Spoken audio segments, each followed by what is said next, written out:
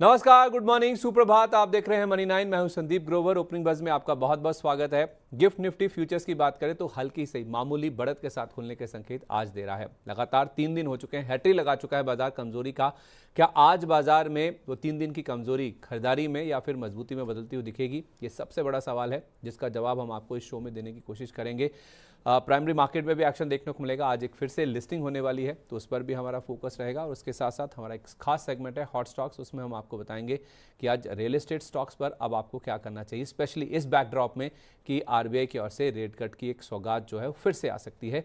तीसरी बार ऐसा हो सकता है। तो चलिए शो की शुरुआत करते हैं और सबसे पहले आपको ये बताते हैं कल हमारे मार्केट्स में किस तरह की क्लोजिंग हुई। फिर आगे बढ़ेंगे, ग्लोबल मार्केट्स के संकेत समझेंगे और उसके बाद इंपॉर्टेंट लेवल्स की बातचीत करेंगे। शुरुआत मजबूत हुई थी कल हमारे मार्केट्स में। इनफैक्ट बैंक निफ्टी ने तो रिकॉर्ड हाई लेवल्स भी टच किया था, लेकिन बाद में कुछ ही मिनटों के बाद आप देखेंगे तो प्रेशर मार्केट्स में बन गया और प्रेशर भी छोटा मोटा नहीं था। निफ्टी ने 24,600 का लेवल तोड़ा। इनफैक्ट 24,550 के भी नीचे जाकर हमारी क्लोजिंग बनती हुई दिखी। दिन के दौरान जैसे मैंने कहा शुरुआत अच्छी हुई थी तो हमने 24,845 ये इंटरडे हाई छुआ था, तो मोटा मोटी 24,850 के आसपास हम चले गए थे। लेकिन हमारे मार्केट्स की जो क्लोजिंग हुई है वो 24,550 के भी नीचे हुई, यानी कि हायर लेवल से हम ऑलमोस्ट 300 पॉइंट गिरकर बंद होते हुए नजर आए। 56,161 ये हमारा ऑल टाइम हाई लेवल था जो कि हमने निफ्टी पर छुआ था, बैंक निफ्टी पर छुआ था, माफ कीजिए। वहां से करीब 560 अंक गिरकर हम बंद हुए। तो नेट 250 पॉइंट निफ्टी नीचे, सेंसेक्स करीब 650 पॉइंट नीचे और बैंक निफ्टी आप देखेंगे तो करीब 300 अंकों की गिरावट लेकर बंद हुए। 43 शेयर निफ्टी के कल लाल निशान में बंद हुए। सबसे ज्यादा पॉइंट वाइज कॉन्ट्रीब्यूशन अगर कहीं से आ रहा था तो बैंकों से निजी बैंक कमजोर हुए, आईसीआईसीआई बैंक, एचडीएफसी बैंक और उसके साथ साथ दिग्गज रिलायंस इंडस्ट्रीज, इसका भी पॉइंट वाइज सबसे ज्यादा कॉन्ट्रीब्यूशन था। अब आइए परसेंटेज गेनर लूजर्स पर। निफ्टी के गेनर्स की बात करें जो सपोर्ट करे तो उसमें Grasim, Shriram finance, MNM, Bajaj auto, doctor Reddy's, ये कुछ स्टॉक्स थे जो कि कल निफ्टी के गेनर्स की सूची में शामिल थे। लूजर्स की बात करें तो अदानी ग्रुप के स्टॉक्स, अदानी एंटरप्राइजेस और अदानी पोर्ट, ये ऊपर थे। इसके अलावा बजाज फिनसर्व बाजार को गिराने में सबसे आगे नजर आए। पावर ग्रिड, कोल इंडिया, इसको भी आप लूजर्स की श्रेणी में शामिल करके चल सकते हैं।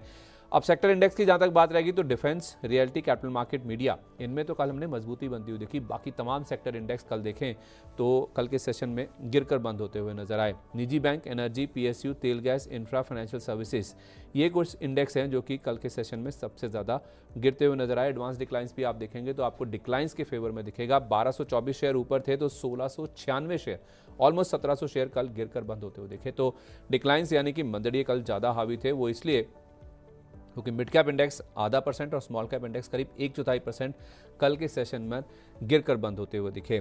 स्टॉक स्पेसिफिक जहां तक बात है तो कल अदानी ग्रुप के स्टॉक्स फोकस में थे। यूएस में एक नई जांच की खबर निकल के सामने आई, इसके ऊपर ग्रुप का खंडन भी आया, लेकिन उसके बावजूद 2.5% तक अदानी ग्रुप के शेयर कल टूटकर बंद होते हुए दिखे। ब्लॉक डील्स का बड़ा सिलसिला चल रहा है। येस बैंक में ब्लॉक डील हुई, जिसको एक ब्लॉक डील तो हुई, उसके साथ साथ बैंक की ओर से कुछ सफाई भी आई थी कि आरबीआई के साथ रोड मैप पर नहीं डिस्कस कर रहे हैं। 10% से ज़्यादा की गिरावट लेकर कल येस बैंक का स्टॉक बंद होता हुआ दिखा। ब्लॉक डील कल ओला इलेक्ट्रिक में भी हुई। माना जा रहा है कि इसमें hyundai ने अपनी जो हिस्सेदारी है वो बेची है। 7.5% की गिरावट लेकर ये भी स्टॉक बंद हुआ और एजीआर पर राहत ना मिलने की आशंका से कल वोडाफोन आइडिया भी टूटता हुआ दिखा और यहाँ पर भी ब्लॉक डील हुई जिसमें एरिक्सन ने अपनी हिस्सेदारी कुछ बेची है, जिसका इंपैक्ट हमने कल वोडाफोन आइडिया के स्टॉक में भी देखा, जो कि खुला मजबूत था हरे निशान में, लेकिन बाद में 4% के आसपास की गिरावट देखने को मिली। इनफैक्ट हमारे मार्केट्स भी देखे तो 3 दिन से लगातार गिर रहे हैं। तो क्या ये जो गिरावट की हैट्रिक है आज मजबूती में खरीदारी में बदलेगी? ग्लोबल संकेत क्या बता रहे हैं, चलिए इसकी ओर रुख करते हैं। मेरे सहयोगी नरेंद्र मेरे साथ जुड़ चुके हैं पूरा ब्यौरा लेकर कि ग्लोबल मार्केट्स में कल किस तरह का एक्शन देखने को मिला। नरेंद्र, बहुत स्वागत है आपका, वेरी गुड मॉर्निंग। बताइए ग्लोबल मार्केट्स में आज किस तरह का एक्शन देखने को मिल रहा है? 3 दिन की गिरावट थम जाएगी हमारे मार्केट्स में आज? Good morning Sandeep. विदेशी बाजारों को देख करके तो ऐसा ही लग रहा है कि आज घरेलू बाजार में जो गिरावट की जो हैट्रिक लगी है वो आज थम सकती है। विदेशी बाजारों से संकेत आज पॉजिटिव देखने को मिल रहे हैं। यूएस के बाजार कल 1% तक चढ़कर बंद हुए हैं। डाउ जोन्स में 214 अंकों की कल तेजी देखने को मिली। इसके अलावा टैक्स शेयरों ने यूएस मार्केट को सबसे ज़्यादा तेजी की वजह रही वो टैक्स शेयर रहे। एनवीडिया का एक बार फिर से दुनिया की सबसे मूल्यवान कंपनी बन गई है। माइक्रोसॉफ्ट को पीछे छोड़कर एनवीडिया ने कमाल किया है। इसके अलावा यूएस में जॉब ओपनिंग्स के जो आंकड़े आए थे वो भी अनुमान से बेहतर आए हैं। यूएस में अप्रैल जॉब ओपनिंग्स 1.91 लाख से बढ़कर 1 लाख बढ़कर 73.91 लाख पर पहुंच गई, जबकि इसका अनुमान 71 लाख का था। वही यूएस में अप्रैल फैक्ट्री ऑर्डर्स 3.4% से घटकर -3.7% पर पहुंच गए, जबकि इसका अनुमान -3.1% का था। इसके अलावा एशियाई बाजारों में भी तेजी देखने को मिल रही है। निक्के तकरीबन 1% और कॉस्पी 2.5% ऊपर कारोबार कर रहा है। साउथ कोरिया में जो विपक्षी पार्टी के लीडर हैं वो उन्होंने प्रेसिडेंशियल इलेक्शन को जीत लिया है, जिसका असर साउथ कोरिया के मार्केट्स पर देखने को मिल रहा है। इसके अलावा यूएस में 10 साल की बॉन्ड यील्ड सपाट कारोबार कर रही है और ये 4.45% पर पहुंच गई है। वहीं डॉलर इंडेक्स में गिरावट देखने को मिल रही है और ये $99 के आसपास ही बना हुआ है। इसके अलावा यूरोपीय बाजारों में भी कल तेजी देखने को मिली। फुट्सी तकरीबन 0.25% चढ़कर बंद हुआ है। मई में ईयू की सीपीआई महंगाई दर 1.9% रही, जबकि इसका अनुमान 2% का था। तो महंगाई दर जो है अनुमान से बेहतर रही। इस वजह से जो यूरोपीय बाजार है उनमें तेजी देखने को मिली और इससे ये भी माना जा रहा है कि गुरुवार को जो यूरोपीय सेंट्रल बैंक की जो मीटिंग होनी है उसमें ब्याज दरों में कटौती की जा सकती है। इसके अलावा कमजोर डॉलर से ब्रेंट को सपोर्ट मिल रहा है और एक बार फिर से भाव $65.45 प्रति बैरल के आसपास पहुंच गए हैं। वहीं सोने चांदी में भी तेजी बनी हुई है। सोना फिर से $3400 प्रति औंस और चांदी $34.78 प्रति औंस पर कारोबार कर रही है। तो कुल मिलाकर देखा जाए तो विदेशी बाजारों से पॉजिटिव संकेत देखने को मिल रहे हैं और अब इसका कितना असर भारतीय बाजारों पर देखने को मिलेगा ये मार्केट खुलने के बाद ही इसका अच्छे से पता चल पाएगा। जी चलिए, तो ग्लोबल मार्केट से संकेत अच्छे हैं, सेटअप अच्छा है और हमारे मार्केट 3 दिन से गिर रहे थे, वो गिरावट आज हो सकता है कि खरीदारी में बदलती हुई दिखे। बहुत शुक्रिया आपका नरेंद्र, सुबह सुबह ये पॉजिटिव खबर हम तक पहुंचाने के लिए कि ग्लोबल मार्केट से संकेत आज बहुत ही शानदार, बहुत ही बढ़िया नज़र आ रहे हैं। लेकिन क्या ये जो संकेत दिख रहे हैं ग्लोबल मार्केट से इंडियन मार्केट्स में भी क्या ये कन्वर्ट होते हुए दिखेंगे? हमारे लिए घरेलू संकेत कैसे हैं, FIDS के नंबर्स कैसे हैं, चलिए उसके ऊपर भी नज़र डालते हैं। उससे पहले ज़रा आपको बता दूं कि ट्रम्प साहब के एक तो स्टील और एल्युमिनियम पर 25% से टैरिफ बढ़कर 50% जो हुए वो आज से ही लागू होने, उसको लेकर कोई क्लैरिटी अभी तक नहीं आई है। दूसरी ओर आप देखेंगे यूएस में जो तेज़ी बनी है उसमें ये भी सुगबुगाहट है, ऐसी बातचीत भी है कि चाइना के साथ हो सकता है आज कल या फिर वीकेंड के दौरान बातचीत हो सकती है ट्रेड डील को लेकर। ट्रम्प साहब और शी जिनपिंग साहब की बातचीत हो सकती है और इसी उम्मीद में आप देखिए यूएस के मार्केट्स में पॉजिटिव कारोबार हो रहा है। फैक्ट्री ऑर्डर्स खराब आए थे, जॉब ओपनिंग्स अच्छी आई यूएस के मार्केट में, लेकिन उम्मीद इस चीज़ को लेकर है कि ट्रेड फ्रंट पर यानी कि टैरिफ के फ्रंट पर कुछ क्लैरिटी आती हुई दिखेगी और इसी को लेकर आप देखिए यूएस के मार्केट्स उत्साहित कल के सेशन में नजर आए। लेकिन FIs की जहाँ तक बात है तो वो हमारे मार्केट में उत्साहित नहीं नजर आ रहे हैं। परसों के सेशन में आप देखिए 2854 करोड़ रुपए की कल उनकी ओर से 2854 करोड़ रुपए की बिकवाली हुई है। परसों के सेशन में भी आप देखिए 2 जून का अगर आप नंबर देखेंगे तो ऑलमोस्ट 2600 करोड़ रुपए के आसपास की बिकवाली का नंबर था। कल फिर से ये नंबर बढ़कर आता हुआ दिखा है, 2854 करोड़ रुपए की कल बिकवाली का नंबर आता हुआ दिखा। DIs की ओर से सपोर्ट आ रहा है, करीब 6000 करोड़ रुपए के आसपास की खरीदारी का नंबर है, जिस वजह से हमने लोअर लेवल से कुछ सपोर्ट देखा था, लेकिन बाद में हाई लेवल से प्रेशर ही बनता हुआ दिखा। तो नेट देखा जाए अभी तक जो 2 दिन बीते हैं जून के महीने के, उसमें करीब 5500 करोड़ रुपए के आसपास की बिकवाली अगर आप देखेंगे तो FIs की ओर से ऑलरेडी देखने को मिल चुकी है। तो 2 दिन का नंबर आपके सामने है, खराब है नंबर, 5500 करोड़ रुपए के आसपास की बिकवाली है। और उसके साथ साथ आप देखिए वायदा बाजार के नंबर्स, वायदा बाजार के आंकड़े क्या बता रहे हैं जरा वो भी आपको दिखाते हैं। वायदा बाजार में अगर आप देखेंगे तो सभी पैरामीटर्स पर आप देखिए कल बिकवाली होती हुई दिखी है। Index options, index futures, stock option, सब जगह बिकवाली हुई है। तो नेट देखा जाए तो 31,610 करोड़ रुपए की बिकवाली FIs की ओर से वायदा बाजार में देखने को मिले। तो इसके क्या मायने हैं वो हम समझने की कोशिश करेंगे। ज़रा एक आपको बस ये दिखा दें कि घरेलू संकेत किस तरह के, हमारा रुपया कैसे कल बंद हुआ था। रुपया कल अगर आप देखेंगे तो 21 पैसे की कमजोरी के साथ बंद हुआ। 85.38 का लेवल था सोमवार को, कल की जो क्लोजिंग हुई 21 पैसे की कमजोरी के साथ 85.59 यानी कि 85 रुपये 59 पैसे के स्तर पर देखने को मिली है। तो FIs बेच रहे हैं, उसका जो इम्पैक्ट है आप देखिए, डॉलर आउटफ्लो का इम्पैक्ट हमारे रुपये पे भी कमजोरी के रूप में साफ तौर पे देखने को मिला। यही एक फैक्टर है जो कि हमारे लिए काफ़ी दिक्कत की बात है। दूसरा जो टैरिफ लगने हैं 50% के, उसको लेकर कोई क्लैरिटी नहीं आई है, ये दिक्कत की बात है। लेकिन ओवरऑल देखा जाए तो आज ग्लोबल सेटअप काफ़ी अच्छा नजर आ रहा है। इस बीच आपको कैसे ट्रेड करना है, कौन से लेवल्स इंपॉर्टेंट है, कैसे आपको स्ट्रैटेजी बनानी चाहिए, इस पर बातचीत करते हैं। हमारे साथ PHD कैपिटल के founder and CEO Pradeep Haldar ji कार्यक्रम में शामिल हो चुके हैं, उनके पास चलते हैं। प्रदीप सर, बहुत स्वागत है आपका, very good morning. Thank you sir, very good morning to you, आपको एंड सारे व्यूअर्स को। बहुत रिफ्रेशिंग लग रहे हैं सर, आपने लगता है आदत बना ली है अब सुबह उठ के आने की है। हाँ सर, आदत हो चुका है, आपने मेरा आदत डाल दिया। माफ़ी चाहता हूं सर आपकी नींद में खनन डालने के लिए, लेकिन बाजार में जो सर कामकाज करते हैं उनको जल्दी तो उठना ही पड़ता है। नहीं सर, ये तो बहुत अच्छा है कि आप सुबह सुबह मुझे इनवाइट किया और सुबह सुबह इसकी वजह से मेरा सुबह उठने का एकदम हैबिट ही हो गया। अभी तो कोई प्रॉब्लम नहीं हो रहा है। चलिए sir, early to bed early to rise लोग कहते ही हैं, अच्छी आदत है ये, इससे सेहत में भी सुधार देखने को मिलता है, अच्छा रहता है। तो उस लिहाज से सर आज तो संकेत भी अच्छे हैं ग्लोबल मार्केट से, केवल एफआईज बेच रहे हैं, ये हमारे लिए दिक्कत की बात है। तो कोई ऐसी डर या घबराने वाली बात तो नहीं है, आज मान के चलें 3 दिन की कमजोरी खत्म हो जाएगी बाजार में? देखिए संदीप जी, बाजार क्या है ना, एक रेंज बाउंड पे बहुत टाइम से चल रहा है। तो बेसिकली आप देखेंगे कि जितने भी पॉजिटिव चीज था मार्केट में, चाहे वो मॉनसून को लेके पॉजिटिव आया, आरबीआई ने डिविडेंड दे दिया, पॉजिटिव हुआ, इन्फ्लेशन लो है, पॉजिटिव है, जीडीपी का जो डेटा आया वो भी पॉजिटिव है। सो मोटा मोटा आप देखेंगे ऑलमोस्ट सेंटीमेंट तो पॉजिटिव है। तो मार्केट के हिसाब से अब अगर आप देखते हो तो ऐसा कोई नेगेटिव चीज मैं नहीं देखता हूँ। लेकिन एक चीज जो है, लास्ट जो 1.5 से 2 महीने में मार्केट चला है 15% के आसपास, तो कहीं ना कहीं मुझे लग रहा है कि एक प्रॉफिट बुकिंग हो सकता है। अब देखिए एफआईआई का डेटा लास्ट 4-5 दिन से लगातार सेलिंग ही हो रहा है। So as per the interpretation, last 4-5 दिन, 8-10 दिन ऑलमोस्ट मार्केट एक ही रेंज बाउंड के अंदर ट्रेडिंग हो रहा है। ना ही 25,000 के ऊपर निफ्टी जा रहा है, ना ही 24,500 के नीचे मार्केट क्लोजिंग हो रहा है। सो मुझे लगता है एक न्यू ट्रिगर मार्केट को चाहिए। वो न्यू ट्रिगर मार्केट को नहीं मिल रहा है। जब तक वो न्यू ट्रिगर नहीं मिलेगा ना, मार्केट कोई भी एक रेंज ब्रेक नहीं करेगा। सो मैं फिर भी वही रेंज बाउंड रहूंगा। आज जो 24,500 के आसपास एक सपोर्ट है, ये अगर ब्रेक करता है तो फिर मार्केट खराब हो सकता है। फिलहाल जो एसजीएक्स निफ्टी, जो गिफ्ट निफ्टी है, बेसिकली दिखा रहा है 24,700 के आसपास, तो ओपनिंग हो जाएगा। अब क्वेश्चन वही है कि ओपनिंग होने के बाद कितना सस्टेनेबिलिटी होगा, वो एक बात है। तो मेरे ख्याल से कंपेयर टू आप देखेंगे बैंक निफ्टी ज्यादा स्ट्रांग है।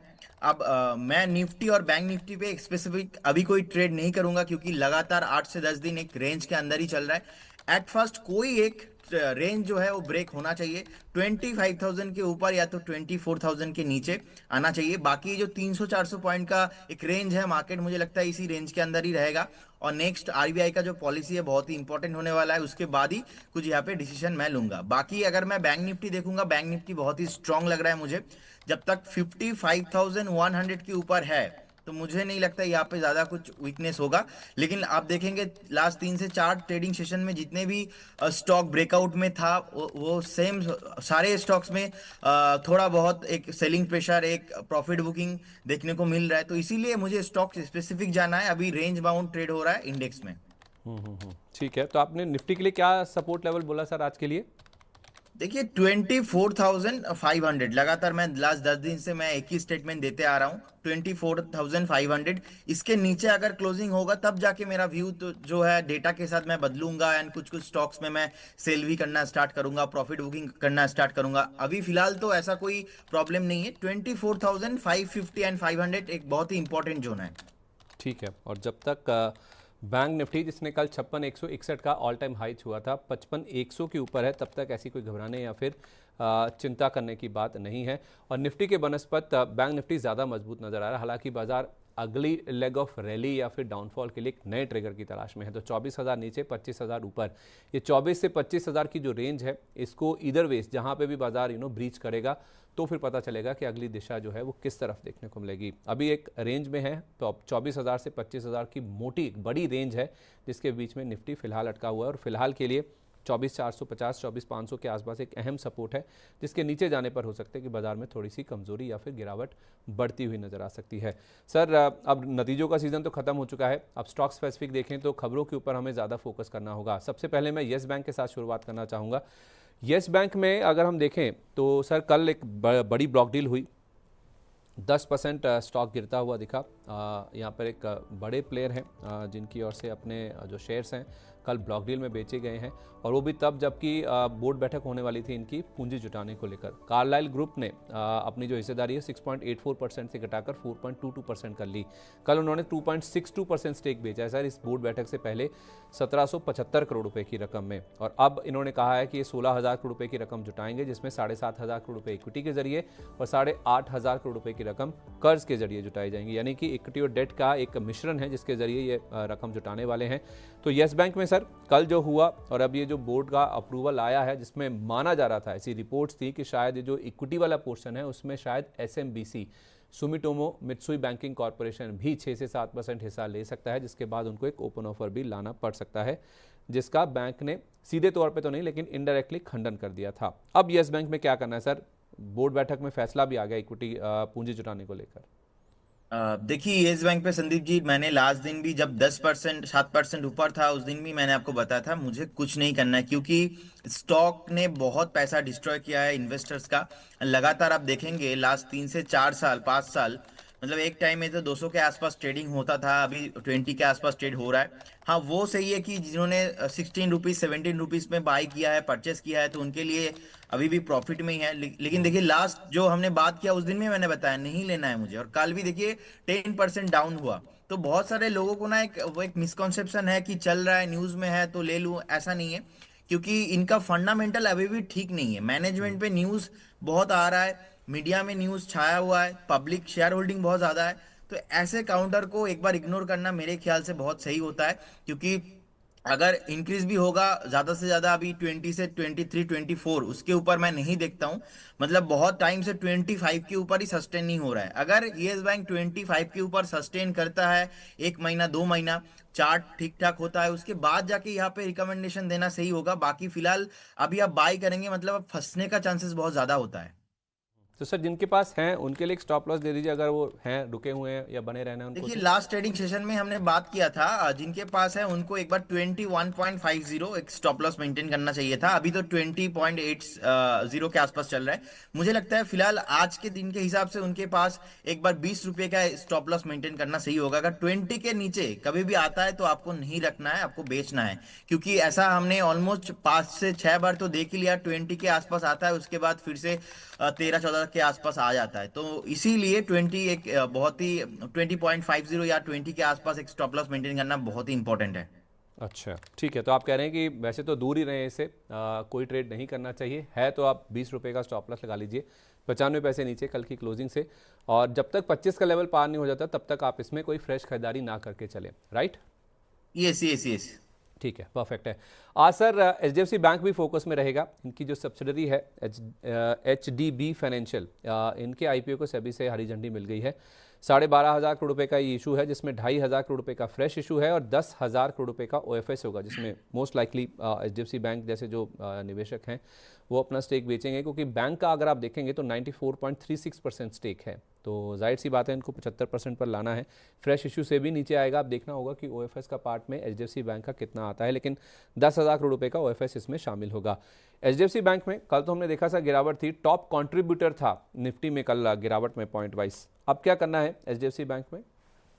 देखिए जिनके पास है आप बने रहिए, आपको एक लॉन्ग टर्म व्यू होना चाहिए एचडीएफसी बैंक में। और अभी तो 1900 के ऊपर भी ट्रेड हो रहा है। मुझे लगता है अगर बैंक निफ्टी में एक सेलिंग प्रेशर आता है, उस केस में आपको यहाँ पे बाय ऑन डीप करना है। फिलहाल जिनके पास है बने रहिए, नो डाउट एक प्रॉमिसिंग स्टॉक है। लास्ट मल्टीपल डिके से मतलब ये एचडीएफसी बैंक लोगों का पैसा बना के दिया है। और ऐसा तो चार्ट में भी कोई प्रॉब्लम नहीं है, वीकली चार्ट में ब्रेकआउट है, डेली चार्ट में भी ब्रेकआउट है। अभी थोड़ा मुझे लगता है यहाँ पे टाइम करेक्शन पॉसिबल है। सो एक बार वेट करने का सलाह रहेगा यहाँ पे। मतलब जिनके पास है वो होल्ड करें, फ्रेश खरीदारी के लिए वेट करें। हाँ फ्रेश खरीदारी मुझे लगता है संदीप जी एक बार 1850 1870 के आसपास आता है तो उस केस में आपको करना है। फिलहाल अभी फ्रेश इस जोन पे नहीं करना है। 1850 से 1870 मानी कि डिप्स पर गिरावट पर नीचे मिले तो आप यहाँ पे फ्रेश यस, खरीदारी बाय ऑन डीप करना है। ठीक है, और जिनके पास है सर उनको एक स्टॉप लॉस दे दीजिए। देखिए उनको एक स्टॉप लॉस मेंटेन करना है। मुझे लगता है आपका वो एक लॉन्ग टर्म व्यू से आपको एक स्टॉप लॉस मेंटेन करना चाहिए 1750। इसके नीचे मुझे लगता है कि नहीं जाने वाला। तो अगर आपने बाय किया नेक्स्ट 2 से 3 साल 5 साल का व्यू से, आपको 1750 का आसपास एक स्टॉप लॉस मेंटेन करना सही होगा।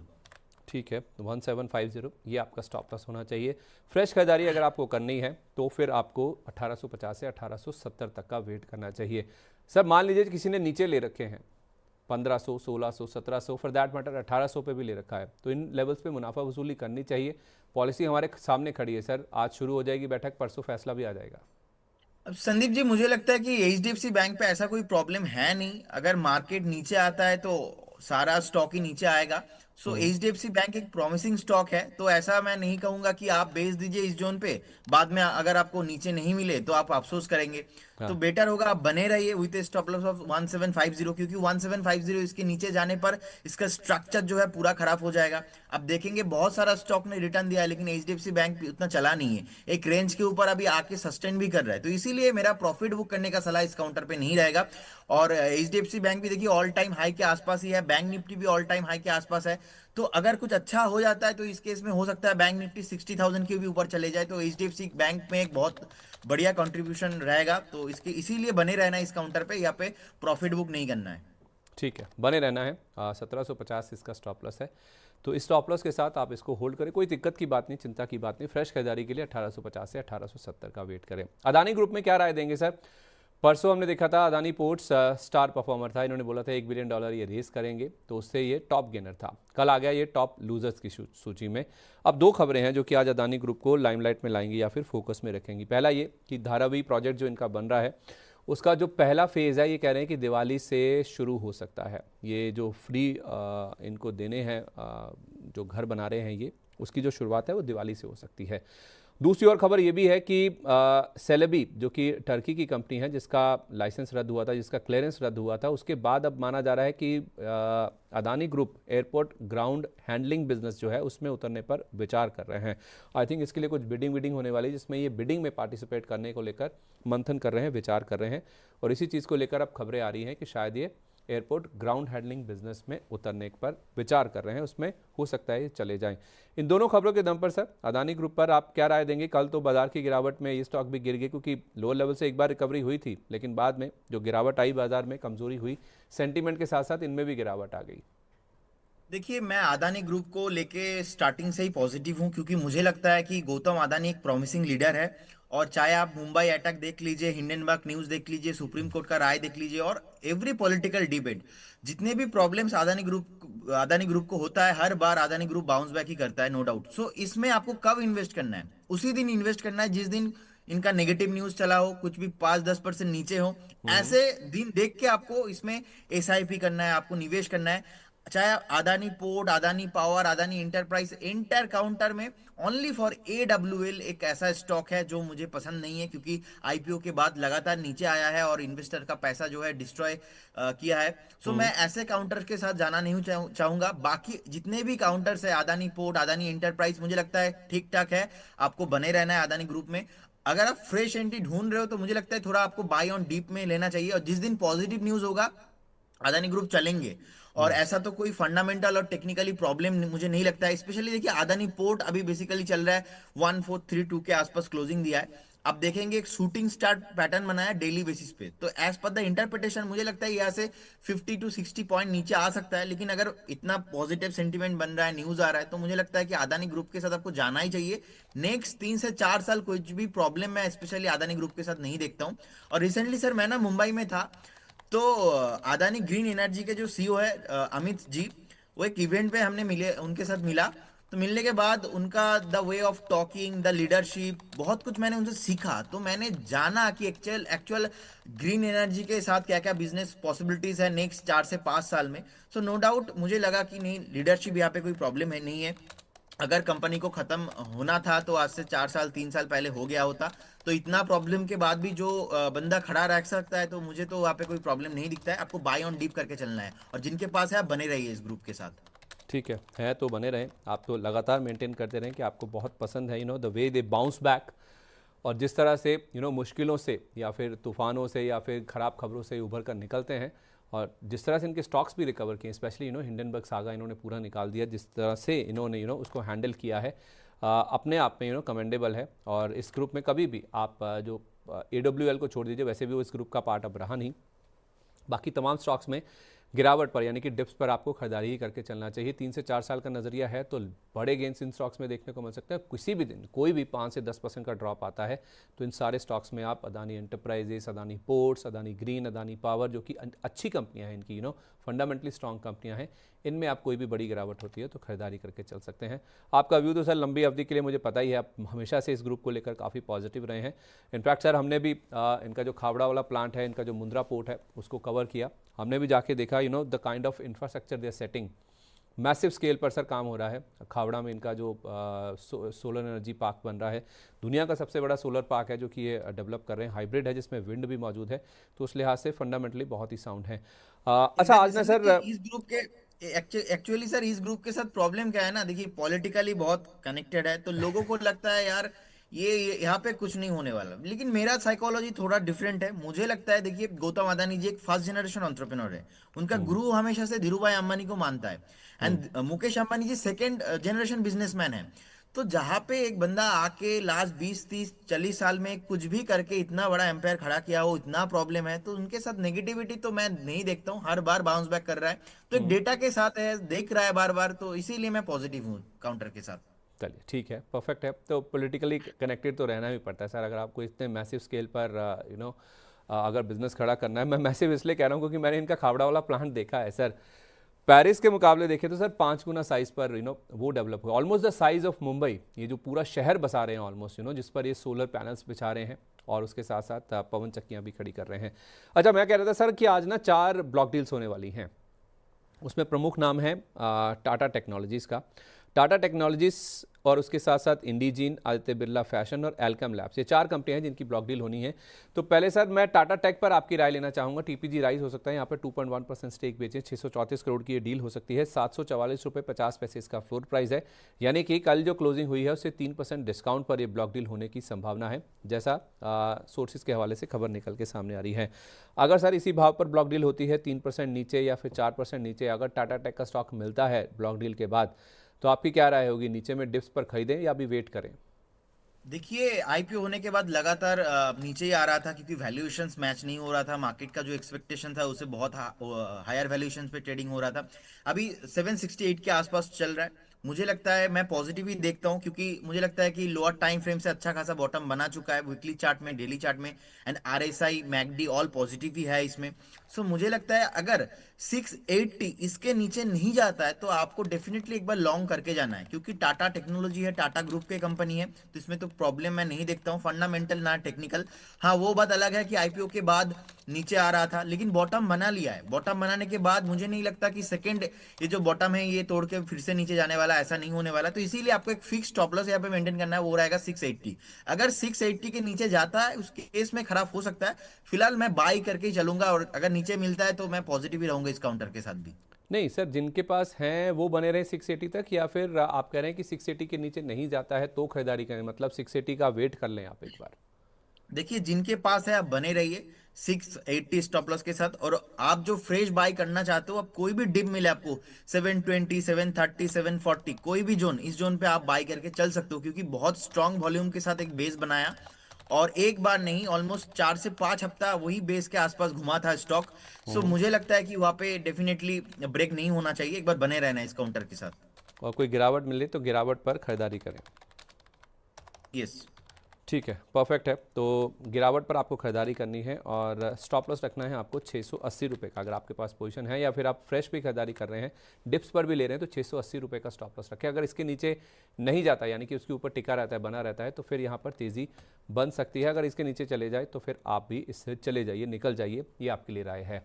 इंडीजीन सर, यहाँ पे भी सीए डॉन इन्वेस्टमेंट्स अपनी हिस्सेदारी बेच सकते हैं 10.2%, छोटी मोटी हिस्सेदारी नहीं सर, 10% के आसपास की हिस्सेदारी बेच सकते हैं। 1420 करोड़ का ये सौदा हो सकता है। 580 रुपये का फ्लोर प्राइस तय किया गया है, जो कि कल की क्लोजिंग से देखें तो करीब 6.5% के डिस्काउंट पर ये सौदा होता हुआ नजर आ सकता है। यहाँ पर क्या राय होगी सर, इसमें भी क्या नीचे में अगर मिले तो खरीदना चाहिए? देखिए मुझे लगता है यहाँ पे जो ऑलरेडी है ना ब्रेकआउट आया हुआ है चार्ट में, और 617 615 के आसपास अच्छा वैल्यूएशन है। मुझे नहीं लगता 583 इसके नीचे जाना चाहिए, क्योंकि लास्ट टाइम का जो एक स्विंग लो था ऑलमोस्ट 560 के आसपास, उसके बाद ब्रेकआउट फिर से सस्टेन भी कर गया, और रिटेज में भी नहीं आया स्टॉक। तो मुझे लगता है कि 580 के ऊपर स्ट्रॉन्ग इसमें अभी बाइंग प्रेशर बन सकता है। तो जिनके पास है आप बने रहिए, फंडामेंटल भी प्रॉब्लम नहीं है, फंडामेंटल भी मुझे ठीक ठाक ही लगते थे कि 14,000 करोड़ के आसपास मार्केट कैप है, 400 करोड़ नीट प्रॉफिट पोस्ट किया है। और आप इंडस्ट्री पी देखेंगे 45, स्टॉक का पी देखेंगे जो प्राइस टू अर्निंग रेशियो होता है वो 35 है। सो कंपेयर टू देखेंगे, अब अगर हम इंडस्ट्री पी भी देखेंगे वो भी कम वैल्यूएशन के साथ ये भी ट्रेड हो रहा है स्टॉक। तो फंडामेंटली यहाँ पे कोई प्रॉब्लम है नहीं। तो मुझे लगता है जिनके पास है बने रहिए, बहुत जल्दी आपको यहाँ पे 680 एंड 700 का टारगेट आते हुए दिखेंगे। आपको एक स्टॉप लॉस मेंटेन करना है, वो रहेगा 583। 583 आप कह रहे हैं स्टॉप लॉस है, और टारगेट आपने बोला 780 और 800 का। यस। ठीक है, परफेक्ट है सर। एक ना Aditya Birla fashion and retail भी देखिए, ये भी फैशन के नाम से जिसे हम जानते हैं, इसमें भी ब्लॉक डील आज होनी है और फ्लिपकार्ट की ओर से ये हिस्सेदारी बेची जा सकती है। उनके पास 6% के आसपास की हिस्सेदारी है और पूरा स्टेक वो ऑफलोड करना चाहते हैं। उसका साइज़ करीब 600 करोड़ रुपये का बताया गया है। 80 रुपये का फ्लोर प्राइस है। कल की क्लोजिंग जो हुई है वहाँ से 7% के डिस्काउंट पर ये जो ऑफर साइज़ है, या फ्लोर प्राइस है इस ब्लॉक डील का, वो तय किया गया है। जब से इसका डीमर्जर हुआ है उसके बाद से आप देखेंगे जो इनका लाइफस्टाइल बिजनेस निकला है, उसके बाद से लगातार ये स्टॉक नीचे ही आता हुआ दिखा है। और अब अगर 80 रुपये के आसपास इसकी ब्लॉक डील होती है, भाव वहाँ तक जाता है, तो क्या अच्छा मौका होगा एक्यूमुलेट करने का, या फिर इससे दूर रहें? सर मुझे लगता है इस काउंटर पे थोड़ा अवॉइड करना बेटर रहेगा, क्योंकि फंडामेंटल डेटा भी देखिए नेगेटिव ही है। और मुझे लगता है यहाँ पे बहुत कुछ फंडामेंटली चेंज होने के बाद एंट्री लेंगे तो बेटर होगा, क्योंकि लगातार जो टॉप डबल टॉप बॉटम बनाया था ऑलमोस्ट 350 के आसपास, वहां से लगातार कंटिन्यूअसली नीचे आ रहा है। 260 के आसपास भी हमने देखा कि एक टॉप बनाया नीचे आ रहा है। इनफैक्ट 120 के आसपास भी एक टॉप बनाया नीचे आ रहा है। तो फाइनल टॉप जो है हर टाइम नीचे ही आ रहा है। मंथली डेटा खराब है, वीकली डेटा खराब है, डेली डेटा भी खराब ही है, और फंडामेंटल बिजनेस के साथ मैं ठीक ठाक अलाइन नहीं कर पा रहा हूँ। फिलहाल मैं बहुत बार विजिट किया उस स्टोर पे, ठीक है, लेकिन मुझे लगता है कि यहाँ पे आपको निवेश नहीं करना चाहिए। और रिसेंटली जो एक सपोर्ट था 90 के आसपास, वो भी ब्रेक डाउन हो चुका है। सो ये पता नहीं चल रहा है कि नेक्स्ट सपोर्ट कितना तक जाएगा। So as per the market data मुझे लगता है यहाँ पे आपको एक 78 का स्टॉप लॉस होना चाहिए। मुझे लगता है वो भी ब्रेक होने का हाई पॉसिबिलिटीज है। तो पर्टिकुलर काउंटर ना ही टेक्निकल ना ही फंडामेंटल मैच हो रहा है, क्योंकि मैं टेक्नो फंडा दोनों एक साथ देखता हूँ, तो दोनों डेटा ही एकदम नेगेटिव ही है। तो इसमें दूरी करके चलना है, आपको अवॉइड करना है, फ्रेश बाई तो नहीं करना है। ठीक है तो 78 रुपये का स्टॉप लॉस रखें। यस, ठीक है, परफेक्ट है। इसमें सर एल्केम लैब्स को भी जोड़ देता हूँ। चौथा नाम है जिसमें ब्लॉक डील होनी है, जयंती सिन्हा। हो सकता है कि यहाँ पर करीब 1.5% के आसपास की हिस्सेदारी बेचेंगे। 825 करोड़ रुपए का ऑफर साइज़ है। फ्लोर प्राइस 4,850 रुपये का है, जो कि करंट मार्केट प्राइस से 3% के डिस्काउंट पर है। तो सर अगर ये 3% डिस्काउंट पर ब्लॉक डील होती है तो एल्केम लैब्स के चार्ट क्या बता रहे हैं, क्या इसमें एक्यूमुलेशन करना चाहिए? देखिए एक्यूमुलेशन का जो जोन है, मुझे लगता है यहाँ पे बाय ऑन डीप करना है, और बाय ऑन डीप होगा 4,500 से 4,700 का एक जोन। और इस जोन पे अगर आप मिलता है तो आप एक्यूमुलेशन करके जा सकते हो। इसमें फंडामेंटल भी बहुत स्ट्रांग है, 2,000 करोड़ के आसपास प्रॉफिट है, 60,000 करोड़ के आसपास मार्केट कैप भी है। सो मुझे यहाँ पे कुछ भी प्रॉब्लम नहीं दिखता है, क्योंकि देखिए इनका जो पैटर्न है एक साइकिलिक पैटर्न के साथ चलता है। ब्रेकआउट, उसके बाद कंसोलिडेशन, फिर से ब्रेकआउट। तो बेसिकली अगर हम चार्ट में देखेंगे, एक लास्ट टाइम जो 2022 से अभी लास्ट 2 से 3 साल चला है, बेसिकली एक सैंडविच पैटर्न बनाया है वीकली चार्ट में, उसके बाद जाके ब्रेकआउट। तो अभी का जो टॉप है ऑलमोस्ट 6,300 के आसपास, 6,200 के आसपास टॉप बनाया है, उसके बाद नीचे आ रहा है। तो मुझे लगता है कि फ्रेश जो इसका रिटेस्ट होना था हो चुका है। फिलहाल अभी नीचे आ रहा है। एक बार आपको 4,500, 4,400 कभी भी मिलता है, उस जोन पे आपको बाय ऑन डीप करना है। फिलहाल बने रहिए जिनके पास है। ठीक है, बने रहिए जिनके पास है। ये एल्केम लैब्स में अगर ब्लॉक डील होती भी है तो कोई ऐसी घबराने की बात नहीं है। एक बार सर वारी रिन्यूएबल टेक्नोलॉजीज, इसको देखिए। इन्होंने राजस्थान में एक सोलर प्रोजेक्ट सिक्योर किया है, जीता है 345 करोड़ रुपए का। और एक prominent domestic renewable energy company है, जनरेशन कंपनी है, जिससे इनको ये ऑर्डर हाथ लगता हुआ दिखा है। ये ईपीसी ऑर्डर है जो कि 300 मेगावाट एसी और 435 MW डीसी के लिए इनको ये सोलर वोल्टिक सेल है, सोलर वोल्टिक प्रोजेक्ट है, सोलर फोटोवोल्टिक प्रोजेक्ट, जो कि बीकानेर राजस्थान में बनने वाला है। तो एक प्रेस्टिजियस प्रोजेक्ट है सर, जो कि इनके हाथ लगा है 345 करोड़ का। वारी रिन्यूएबल टेक्नोलॉजीज अगर आप दिखा पाएँ, ये वारी एनर्जीज है, तो इस कंपनी को ऑर्डर मिला है। सर इस कंपनी के चार्ट्स क्या बता रहे हैं? ऑर्डर विन की खबर है, आज पॉजिटिविटी बन सकती है? देखिए आईपीओ होने के बाद टॉप लगा के नीचे आया है। अब एक टाइम करेक्शन चाहिए। इस टाइम करेक्शन में मुझे लगता है कि एक बार आपको 1080 इसके ऊपर एक क्लोजिंग बहुत इंपॉर्टेंट है। अगर इसके ऊपर क्लोजिंग मिलता है तो फिर जाके आपको एक बार 1130 से लेकर 1140 तक जाने का हाई पॉसिबिलिटीज है। फिलहाल एक बार टाइम करेक्शन में जा सकता है, लेकिन नेगेटिव इसका सेंटिमेंट जो है खराब होगा 985 के नीचे। 985 के नीचे परमानेंट एक खराब हो जाएगा। ऐसे जो भी स्टॉक न्यू लिस्टिंग होता है वहां पे मेरा आईपीओ हाई स्ट्रेटेजी रहता है। तो फ्रेश 1080 के ऊपर जैसे क्लोजिंग आपको देखने को मिलेगा, आपको देखेंगे आप 1140 1150 तक जाने का पॉसिबिलिटीज है। अगर 1150 इसके ऊपर एक क्लोजिंग मिलता है, मतलब यहाँ से भी 100 पॉइंट आप, उसके बाद जाके जो एक रैली होगा ना, फ्रेश 20-30% चलेगा। लेकिन फिलहाल आपको एक बार जो ब्रेकआउट है उसके लिए वेट करना सही होगा। 1080 सर लेवल है, 1080 इसका लेवल है। इसके अलावा सर आज ऑटो स्टॉक्स भी फोकस में रहेंगे। कल शाम को बाजार बंद होने के बाद खबर निकल के सामने आई कि टेस्ला, जो कि यूएस की कंपनी है, टेस्ला इंडिया ने एक 5 साल का लीज एग्रीमेंट साइन किया है। कमर्शियल प्रॉपर्टी है मुंबई के कुर्ला इलाके में, जो कि CRE मैट्रिक्स के हवाले से एक खबर निकल के सामने आई है। और ये अपना दिल्ली एरो सिटी में भी अपना एक शोरूम खोलना चाहते हैं। अब ये मुंबई में भी इन्होंने कमर्शियल प्रॉपर्टी लीज पर ली है 5 साल के लिए, और इसमें माना जा रहा है कि सेल सर्विस और डिलीवरी ऑफ इलेक्ट्रिक व्हीकल्स, इसके ऊपर ये ज़्यादा फोकस करते हुए देखेंगे। तो कुल मिलाकर अभी 1-2 दिन पहले हमने खबर देखी भी थी कि टेस्ला की इंडिया में मैन्युफैक्चरिंग करने की कोई योजना नहीं है, केवल वो अपनी EV गाड़ियाँ बेचते हुए नजर आएंगी, यानी कि बाहर से US से इम्पोर्ट होकर आएंगी और वही गाड़ियाँ यहाँ पर बेची जाएंगी। उसके लिए इन्होंने कुर्ला में, मुंबई का जो इलाका है, वहाँ पर एक कमर्शियल प्रॉपर्टी लीज पर ली है। सर, ये जो खबर आई है अब इसका इम्पैक्ट जितनी भी EV स्पेस की कंपनीज है, चाहे वो टाटा मोटर्स हुई या फिर M&M हुई, जिनकी ज़्यादा गाड़ियाँ बिकती हैं, उन पर आप किस तरह से देखते हैं?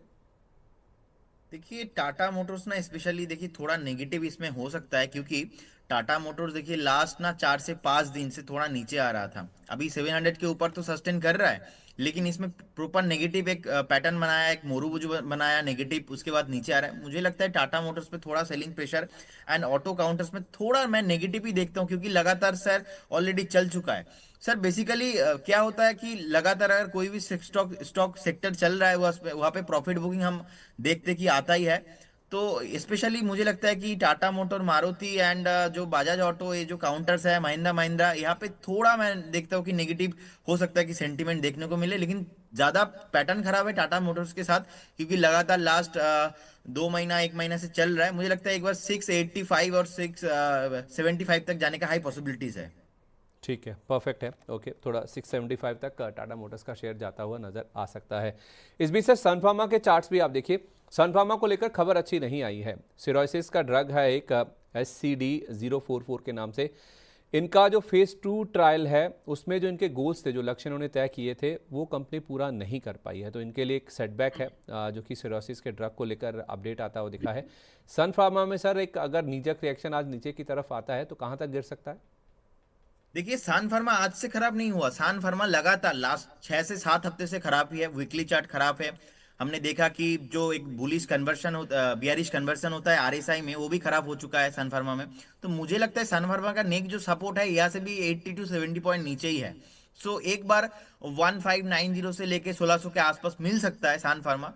तो आपको यहाँ पे अगर चाहो तो आप सेल करके भी जा सकते हो, क्योंकि फार्मा काउंटर्स और स्पेशली सान फार्मा सर बहुत बार इनका ऐसा चलता है कि इंस्पेक्शन हो जाता है, लेकिन ऐसा जनरली बहुत टाइम बाद हो रहा है। ऐसा तो मैं देखता था आज से 3 से 4 साल पहले, लेकिन फिलहाल अभी देखने को मिल रहा है। तो एक बार नेगेटिव सेंटीमेंट बना है।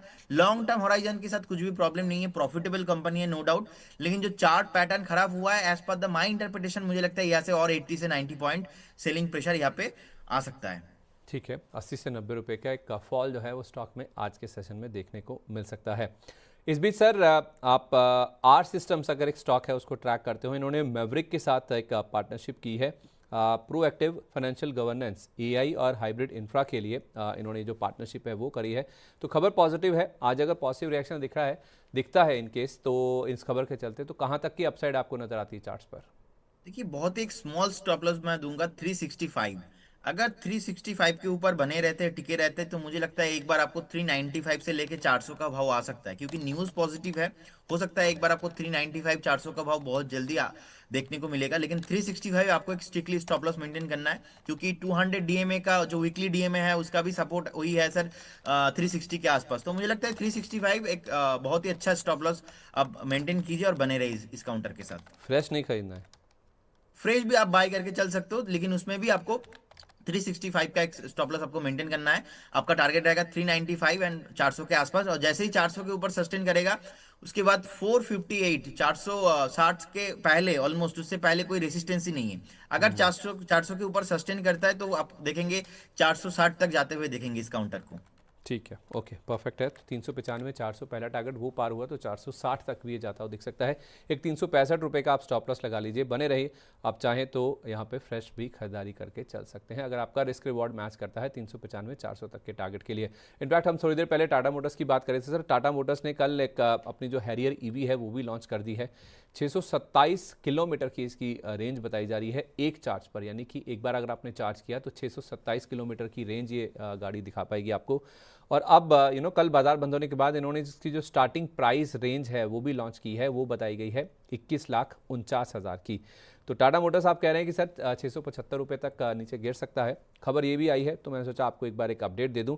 एक सर आप टेक्नो इलेक्ट्रिक इसका चार्ट देखिए, इनको रियलटेल की ओर से सिलेक्ट किया गया है और 10 मेगावाट का डेटा सेंटर प्रोजेक्ट है नोएडा में, उसको मैनेज करने के लिए एक सर्विस पार्टनर के रूप में इनको सिलेक्ट किया गया है। टेक्नो इलेक्ट्रिक अगर आप चार्ट लेकर आ सके तो टेक्नो इलेक्ट्रिक में सर खबर तो अच्छी आई है। डेटा सेंटर जहां भी नाम जुड़ जाता है, इससे पहले अनंतराज में जब जुड़ा था कैसा हमने रुझान वहां बनता हुआ देखा था, क्या वैसा ही कुछ मूव हम टेक्नो इलेक्ट्रिक के शेयर में भी देख सकते हैं आज? देखिए, चार्ट तो स्ट्रक्चर तो ओवरऑल संदीप जी पॉजिटिव है, लेकिन एक कंसोलिडेशन जो जोन है वो है 1650 से 1700 का आसपास रहेगा। एक मुझे लगता है कि 1430 1430 एक stop loss, potential stop loss इसमें होना चाहिए। तो अगर 1430 के नीचे नहीं जाता है इस केस में, तो फिर इसमें आपको एक बार देखने को मिलेंगे 1580 और उसके बाद 1600 के ऊपर लेवल। लेकिन 1600 से 1650 एक कंसोलिडेशन जोन है, लगातार लास्ट टाइम वहां से नीचे गिर गया था स्टॉक, तो वहां तक जाने का पोटेंशियल है, लेकिन फिलहाल इतना ऊपर मैं अभी नहीं देखता हूं चार्ट में। तो एक बार आप बने रहे इस काउंटर पे विद स्टॉप लॉस ऑफ 1430। ठीक है, 1430 का स्टॉप लॉस लगा के आप टेक्नो इलेक्ट्रिक के शेयर में बने रह सकते हैं। इस बीच 9:15 हो चुके हैं, 18 पॉइंट ऊपर निफ्टी सेटल हुआ था। देखते हैं ओपनिंग कहाँ होती है। 40 पॉइंट बढ़त के साथ सेंसेक्स खुल सकता है और 50 पॉइंट की मजबूती के साथ निफ्टी बैंक में भी शुरुआत हो सकती है।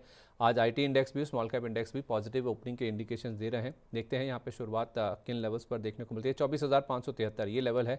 30 पॉइंट की बढ़त के साथ आप देखिए निफ्टी में जो शुरुआत है वो आज के सेशन में फिलहाल देखने को मिली। सेंसेक्स की जहाँ तक बात है, यहाँ पे भी बढ़त के साथ शुरुआत हुई है और लेवल्स जो देखने को मिले 80,777 के, यानी कि 40 पॉइंट की बढ़त के साथ सेंसेक्स में भी हमने देखा कि कुछ मजबूती के साथ शुरुआत हुई और अभी आप देखिए ऑलमोस्ट 100 पॉइंट के आसपास के गेंस बन चुके हैं।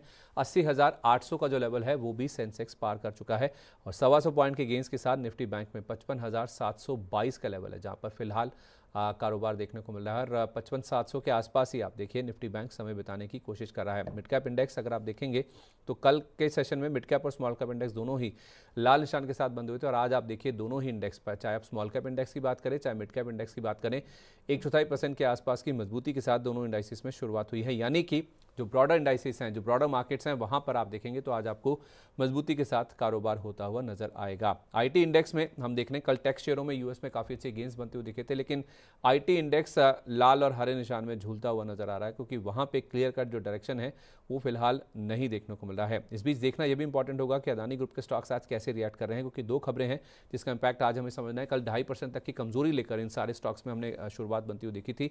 आज के सेशन में आप देखेंगे तो पीएसपी प्रोजेक्ट जहां पे इनकी हिस्सेदारी है वो सबसे ऊपर 0.5% की गेंस दिखा रहा है।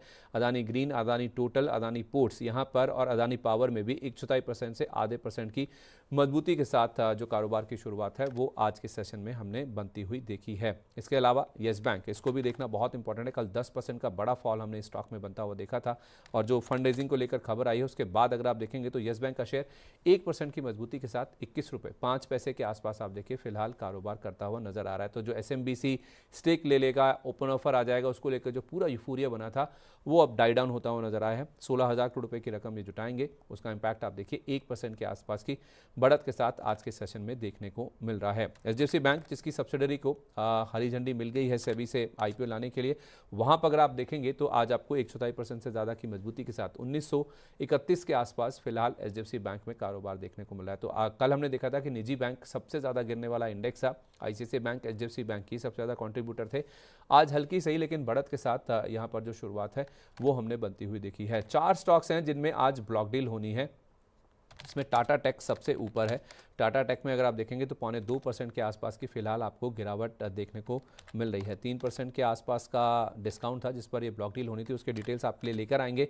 इस बीच इंडीजीन में आप देखिए 4.25% की गिरावट है। 6.5% के आसपास के डिस्काउंट पर यहाँ पर 10% हिस्सेदारी, सबसे ज़्यादा अगर आप देखेंगे तो हिस्सेदारी यहीं पर बिकनी थी परसेंटेज वाइज, तो उसका इंपैक्ट आप देखिए इंडीजीन के स्टॉक पर देखने को मिल भी रहा है। और आदित्य बिरला फैशन को देखिए, यहाँ पर बड़ा कट देखने को मिला है। 8.5% नीचे है ये स्टॉक। एक बार लेकर आइए इसको सामने। आदित्य बिरला फैशन 78 रुपये 67 पैसे का लेवल मेरी स्क्रीन पर मुझे दिख रहा है। 78 रुपये 25 पैसे का लेवल भी हमने यहाँ पर बनता हुआ देखा है। तो आज 80 रुपये का फ्लोर प्राइस था जो कि इस डील का सेट किया गया था।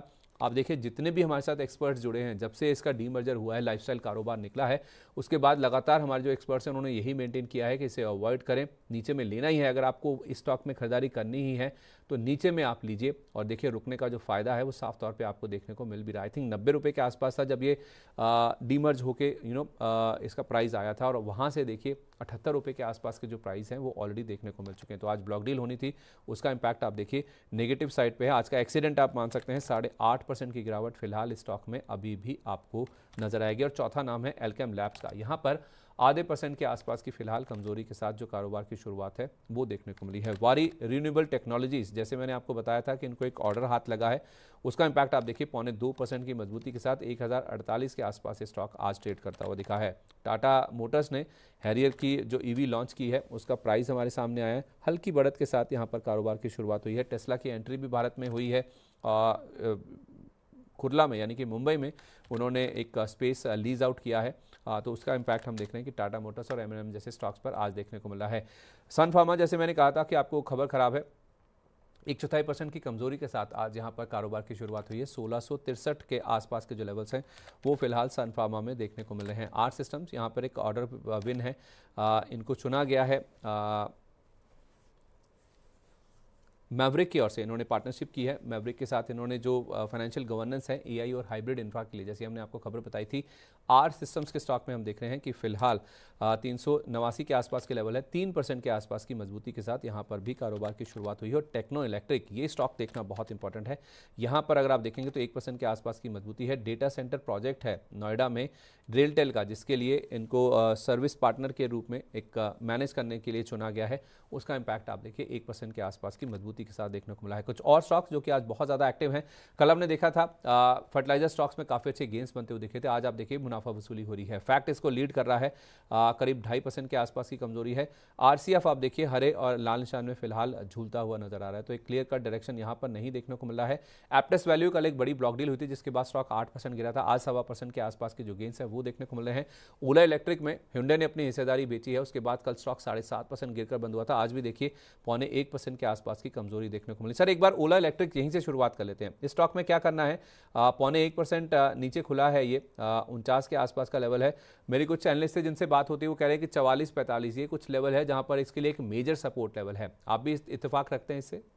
देखिए 45 के आसपास एक सपोर्ट है, अगर 45 के नीचे जाता है तो इनकेस आपको नहीं रहना है, क्योंकि लगातार नीचे ही आ रहा है, चार्ट ठीक नहीं है, डाउन ट्रेंड में ही है और डेली वीकली टाइम फ्रेम के साथ। तो मुझे लगता है 45 फाइनल स्टॉप लॉस होना चाहिए। 45 के नीचे अगर जाता है तो आपको नहीं रहना है, और फ्रेश बाई इस काउंटर पे नहीं रहना है। सर इस बीच दो स्टॉक ना मैं आपको लास्ट दिन देके गया था, 3 स्टॉक देके गया था, एक तो लॉन्ग थोड़ा टाइम के लिए, एक है, 2 शॉर्ट टाइम के लिए। एक है प्रेस्टीज और एक है फाइव इंडस्ट्री, FIEM इंडस्ट्री। तो FIEM बेसिकली इंडस्ट्रीज, दोनों का ना टारगेट आ चुका है, जी।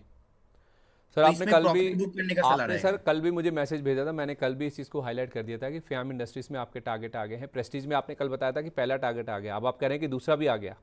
ये सेकंड टारगेट भी सर आ गया दोनों ठीक है, काउंटर तो में। दोनों टारगेट आ चुके हैं, तो आप चाहें तो अपनी पोजीशंस बुक करके चल सकते हैं।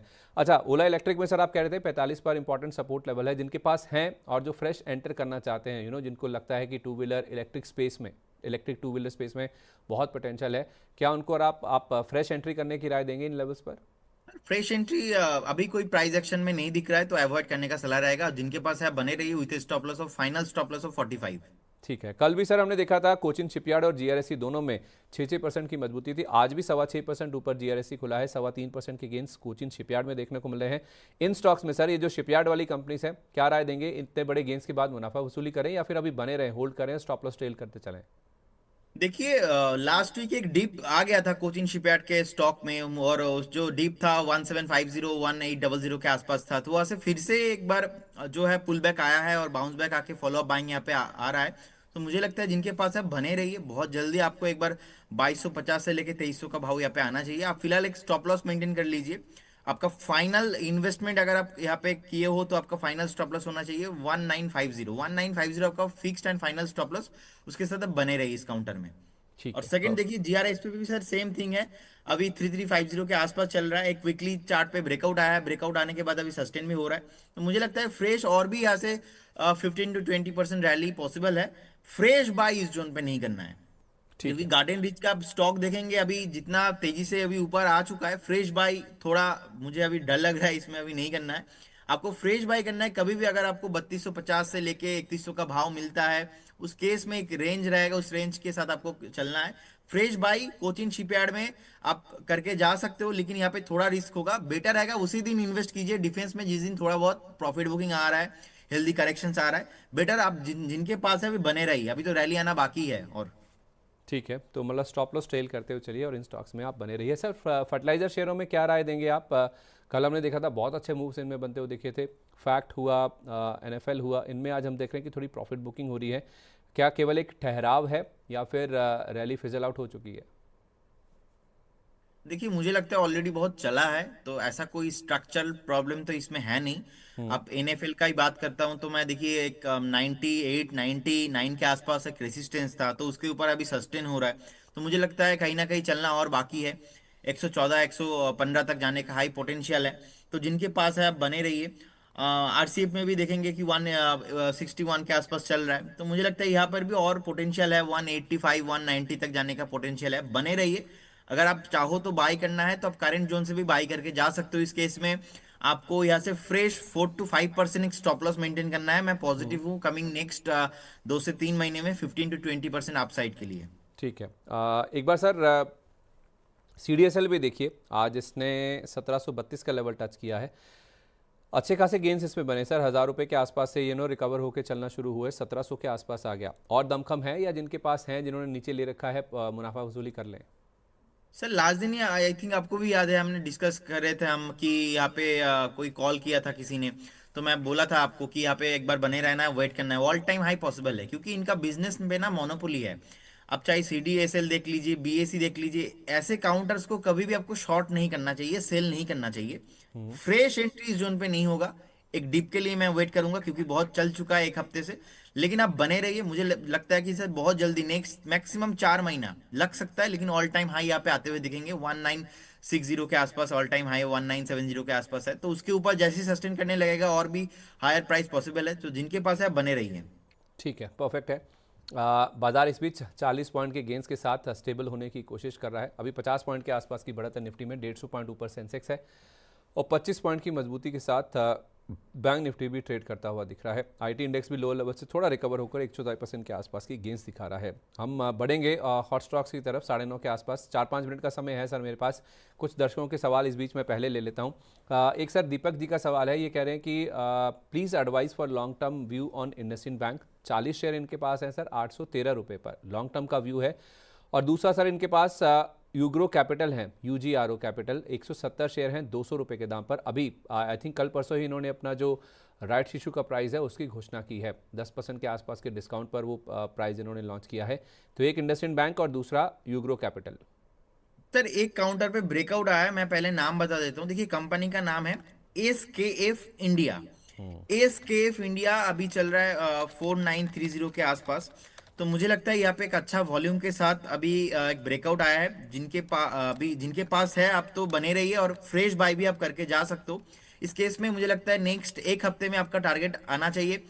4985 रहेगा मेरा पहला टारगेट। और अगर एक बार 5000 के ऊपर सस्टेन करता है, उस केस में आपको 5150 से 5200 के एक बार टारगेट यहाँ पे आना चाहिए। आपको एक स्टॉप लॉस भी यहाँ पे मेंटेन करना चाहिए। स्टॉप लॉस रहेगा आपका 4800 के आसपास। तो 4800 रहेगा मेरा स्टॉप लॉस।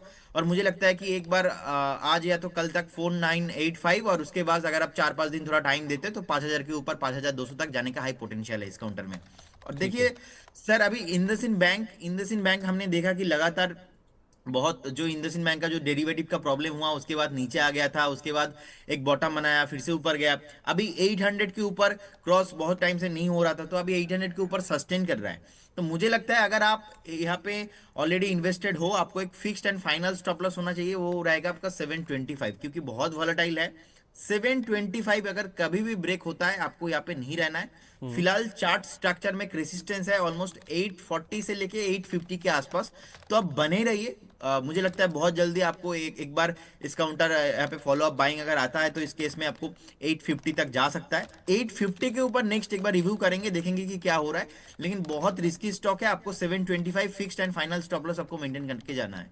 तो दूर रहें, जिनके पास हैं वही 725 का स्टॉप लॉस लगाकर होल्ड रखें। हाँ जी सर, यस। ठीक है, परफेक्ट है। तो वैसे तो सर अवॉइड कीजिए, कोई भी दर्शक जो हमें देख रहे हैं, इंडसइंड बैंक के अलावा और बहुत सारे ढेरों ऑप्शंस है बैंकिंग साइड में, नीचे में मिलता है। तो अभी थोड़ी देर पहले एचडीएफसी बैंक को लेकर बात हुई थी कि 1850 1870 के आसपास मिले तो उसको खरीदिए। क्वालिटी बैंक्स में जाइए, यहाँ पर कब क्या अनफोल्ड होकर निकल के सामने आ जाएगा। वैसे भी वॉलिडिटी काफ़ी ज़्यादा है, तो है अगर आप पहले से पोजीशन रख के बैठे हुए हैं तो 725 रुपये पर स्टॉप लॉस लगा लीजिए। ऊपर में 850 तक के जो लेवल्स हैं वो स्टॉक में देखने को मिल सकते हैं। लेकिन फिर कह रहा हूँ दूसरे ऑप्शंस अवेलेबल हैं, हम बातचीत कर ही रहे हैं, उनमें अगर आप जाएंगे तो ज़्यादा बढ़िया हो सकता है। अरुणा जैन जी पूछ रही हैं सर कि एसडब्ल्यू सोलर का टारगेट बता दीजिए। लो लेवल से सर इसमें रिकवरी शुरू हुई, ये स्टॉक भी ना वॉलेटाइल बहुत है सर, कभी भी किधर भी घूम जाता है ये। तो अब आज देखिए 1% के आसपास की गिरावट है। वैसे इसने 218 के आसपास का लो लगाया था, वहाँ से चलता चलता ये अभी 300 के आसपास है। इसकी ट्रैजेक्टरी क्या है sir, Sterling and Wilson SW Solar? देखिए यहाँ पे आपको एक स्ट्रिक्टली स्टॉप लॉस मेंटेन करना है। स्टॉप लॉस रहेगा आपको 265। 265 अगर कभी भी नीचे आता है तो आपको नहीं रहना है इस काउंटर के साथ। फिलहाल अभी चार्ट स्ट्रक्चर में थोड़ा बहुत पॉजिटिव इसलिए है क्योंकि एक बॉटम बनाया, बॉटम बनाने के बाद बेस भी कंफर्मेशन हुआ है तो अभी ऊपर ही आ रहा था। आज 1% के साथ नीचे है, तो मुझे लगता है कि यहाँ पे आप बने रहिए। बहुत जल्दी आपको 325 से लेके 330 का टारगेट यहाँ पे आना चाहिए। 265 स्ट्रिक्टली स्टॉप लॉस मेंटेन कीजिए। 325 से 300 आप कह रहे हैं कि 30 के टारगेट देखने को मिल सकते हैं, तो आप इसमें चाहें तो अपनी पोजीशंस बनाए रख सकते हैं। लेकिन ध्यान में रखिए 265 का लेवल, 265 का लेवल टूट गया जो कि आपका स्टॉप लॉस का लेवल है, तो आपको इससे निकल भी जाना चाहिए। तो हो सकता है ये स्टॉक आपको 325 330 तक आता हुआ दिखे, लेकिन स्टॉप लॉस स्ट्रिक्टली मेंटेन कीजिए। जैसे मैंने कहा वॉलेटाइल रहता है स्टॉक, तो उस लिहाज से आपको इस चीज़ का भी ध्यान ज़रूर रख के चलना चाहिए। इस भी सर एक सवाल और ले लेता हूँ, फिर मैं बढ़ूँगा हॉट स्टॉक्स की तरफ। हमारे एक दर्शक हैं मज़हर आलम जी, वो कह रहे हैं कि सर नमस्कार, प्रदीप सर के कहने पर एस्टर डीएम हेल्थ केयर लिया था, अब क्या करूं, एग्जिट होल्ड या एवरेज, प्लीज़ गाइड। कौन सा लेवल पे लिया था, this is a very important thing, but 565 के आसपास अभी चल रहा है। मुझे लगता है देखिए एक डबल टॉप बनाया, डबल टॉप बनाने के बाद अभी नीचे आ गया है, तो अभी 530 के आसपास एक सपोर्ट है। मुझे लगता है आपको एक बार एक स्टॉप लॉस मेंटेन करना चाहिए 530। फिलहाल आई थिंक हमने रिकमेंड किया था 595 के आसपास, 600 के आसपास होगा। और आप एक बार देखिए, वेट कीजिए 595 के ऊपर इसमें फ्रेश जो रैली होगा ना वो स्टार्ट होगा। आप अभी बने रहिए विथ स्टॉप लॉस ऑफ 530 अगर कभी भी आता है तो निकल जाना बेटर रहेगा इससे। ठीक है, 530 का स्टॉप लॉस लगा के आप इसमें बने रहिए। उम्मीद करें कि 595 का लेवल पार हो, फिर यहाँ पर बड़ी तेज़ी बनती हुई दिख सकती है। सर एक सवाल और ले रहा हूँ, बड़ा स्टॉक है रिलायंस इंडस्ट्रीज। अभिषेक जैन जी का ये सवाल है, कह रहे हैं कि मेरे पास 50 शेयर हैं, 1280 रुपये पर ले रखे हैं, और होल्ड करूं या फिर मुझे सेल कर देना चाहिए। यानी कि पूछ रहे हैं कि अभी जो मुनाफा बन रहा है उसे लेकर निकल जाना चाहिए या फिर और अपसाइड की गुंजाइश है, यानी कि अगर मुनाफा बढ़े तो फिर ये होल्ड भी करें। देखिए बहुत दौड़ लगा चुका है ऑलरेडी, तो थक चुका है। थकने के बाद अभी रेस्ट टाइम पे है। 1200 से लगातार 1450 के आसपास आ चुका है। यहाँ पे दो टाइप का इन्वेस्टर है सर, एक तो शॉर्ट टर्म, एक है लॉन्ग टर्म। अगर आपका व्यू लॉन्ग टर्म है तो इसमें कोई प्रॉब्लम ही नहीं है। अगर आपका व्यू शॉर्ट टर्म है, नेक्स्ट 15 दिन, एक महीना है, तो मुझे लगता है अभी नहीं चलेगा, क्योंकि ओवरऑल मार्केट का स्ट्रक्चर जो है कंसोलिडेशन के साथ ट्रेड हो रहा है, ना मार्केट ऊपर ना मार्केट नीचे चल रहा है। सो टेक्निकली देखा जाए तो एक टॉप बनाया 1440 के आसपास, अभी नीचे आ रहा है। मुझे लगता है जो स्ट्रक्चर बना हुआ है और थोड़ा नीचे आने का पॉसिबिलिटीज है इसमें। 1380 1370 आ भी सकता है। सो आप बने रहिए। अगर आपका लॉन्ग टर्म व्यू है, अगर आपका शॉर्ट टर्म व्यू है, तो आप एक बार प्रॉफिट बुक चाहो तो करके जा सकते हो। ठीक है, ओके। अगर लॉन्ग टर्म का व्यू है तो कोई दिक्कत की बात ही नहीं है। शॉर्ट टर्म का व्यू है तो आप चाहें अगर नीचे ले रखा है तो रिलायंस इंडस्ट्रीज़ के शेयर में आप मुनाफा वसूली कर सकते हैं, क्योंकि थोड़ा सा यहाँ पे थकावट के जो संकेत हैं वो रिलायंस इंडस्ट्रीज़ के स्टॉक में फिलहाल देखने को मिल रहे हैं। चलिए अब हम बढ़ते हैं हमारे खास सेगमेंट की तरफ जिसका नाम है hot stocks.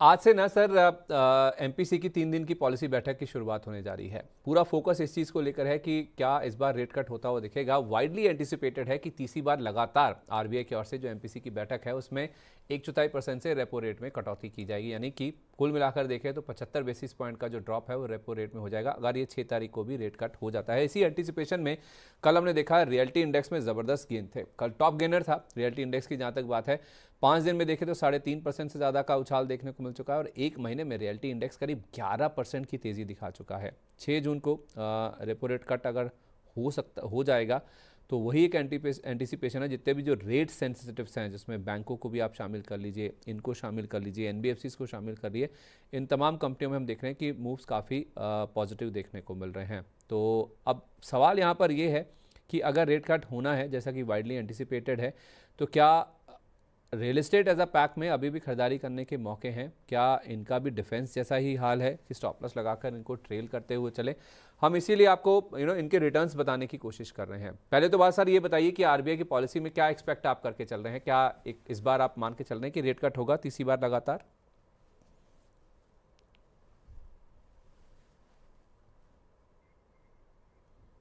Sir I think आप म्यूट है, प्लीज। डेफिनेटली होना चाहिए। लास्ट टाइम भी जब हुआ था तो मुझे लगता है कि एक पॉसिबिलिटीज रखा था कि फ्यूचर में भी रेट कट करने वाला है। सो अगर इस बार थोड़ा ज्यादा 50 बेसिस पॉइंट के साथ ज्यादा होता है तो मुझे लगता है कि यहाँ पे ज्यादा पॉजिटिव कुछ सेंटीमेंट बन सकता है, और यही रेट कट एक चीज है जो मार्केट में नेक्स्ट सेंटीमेंट तय करेगा कि मार्केट ऊपर रहेगा या नीचे।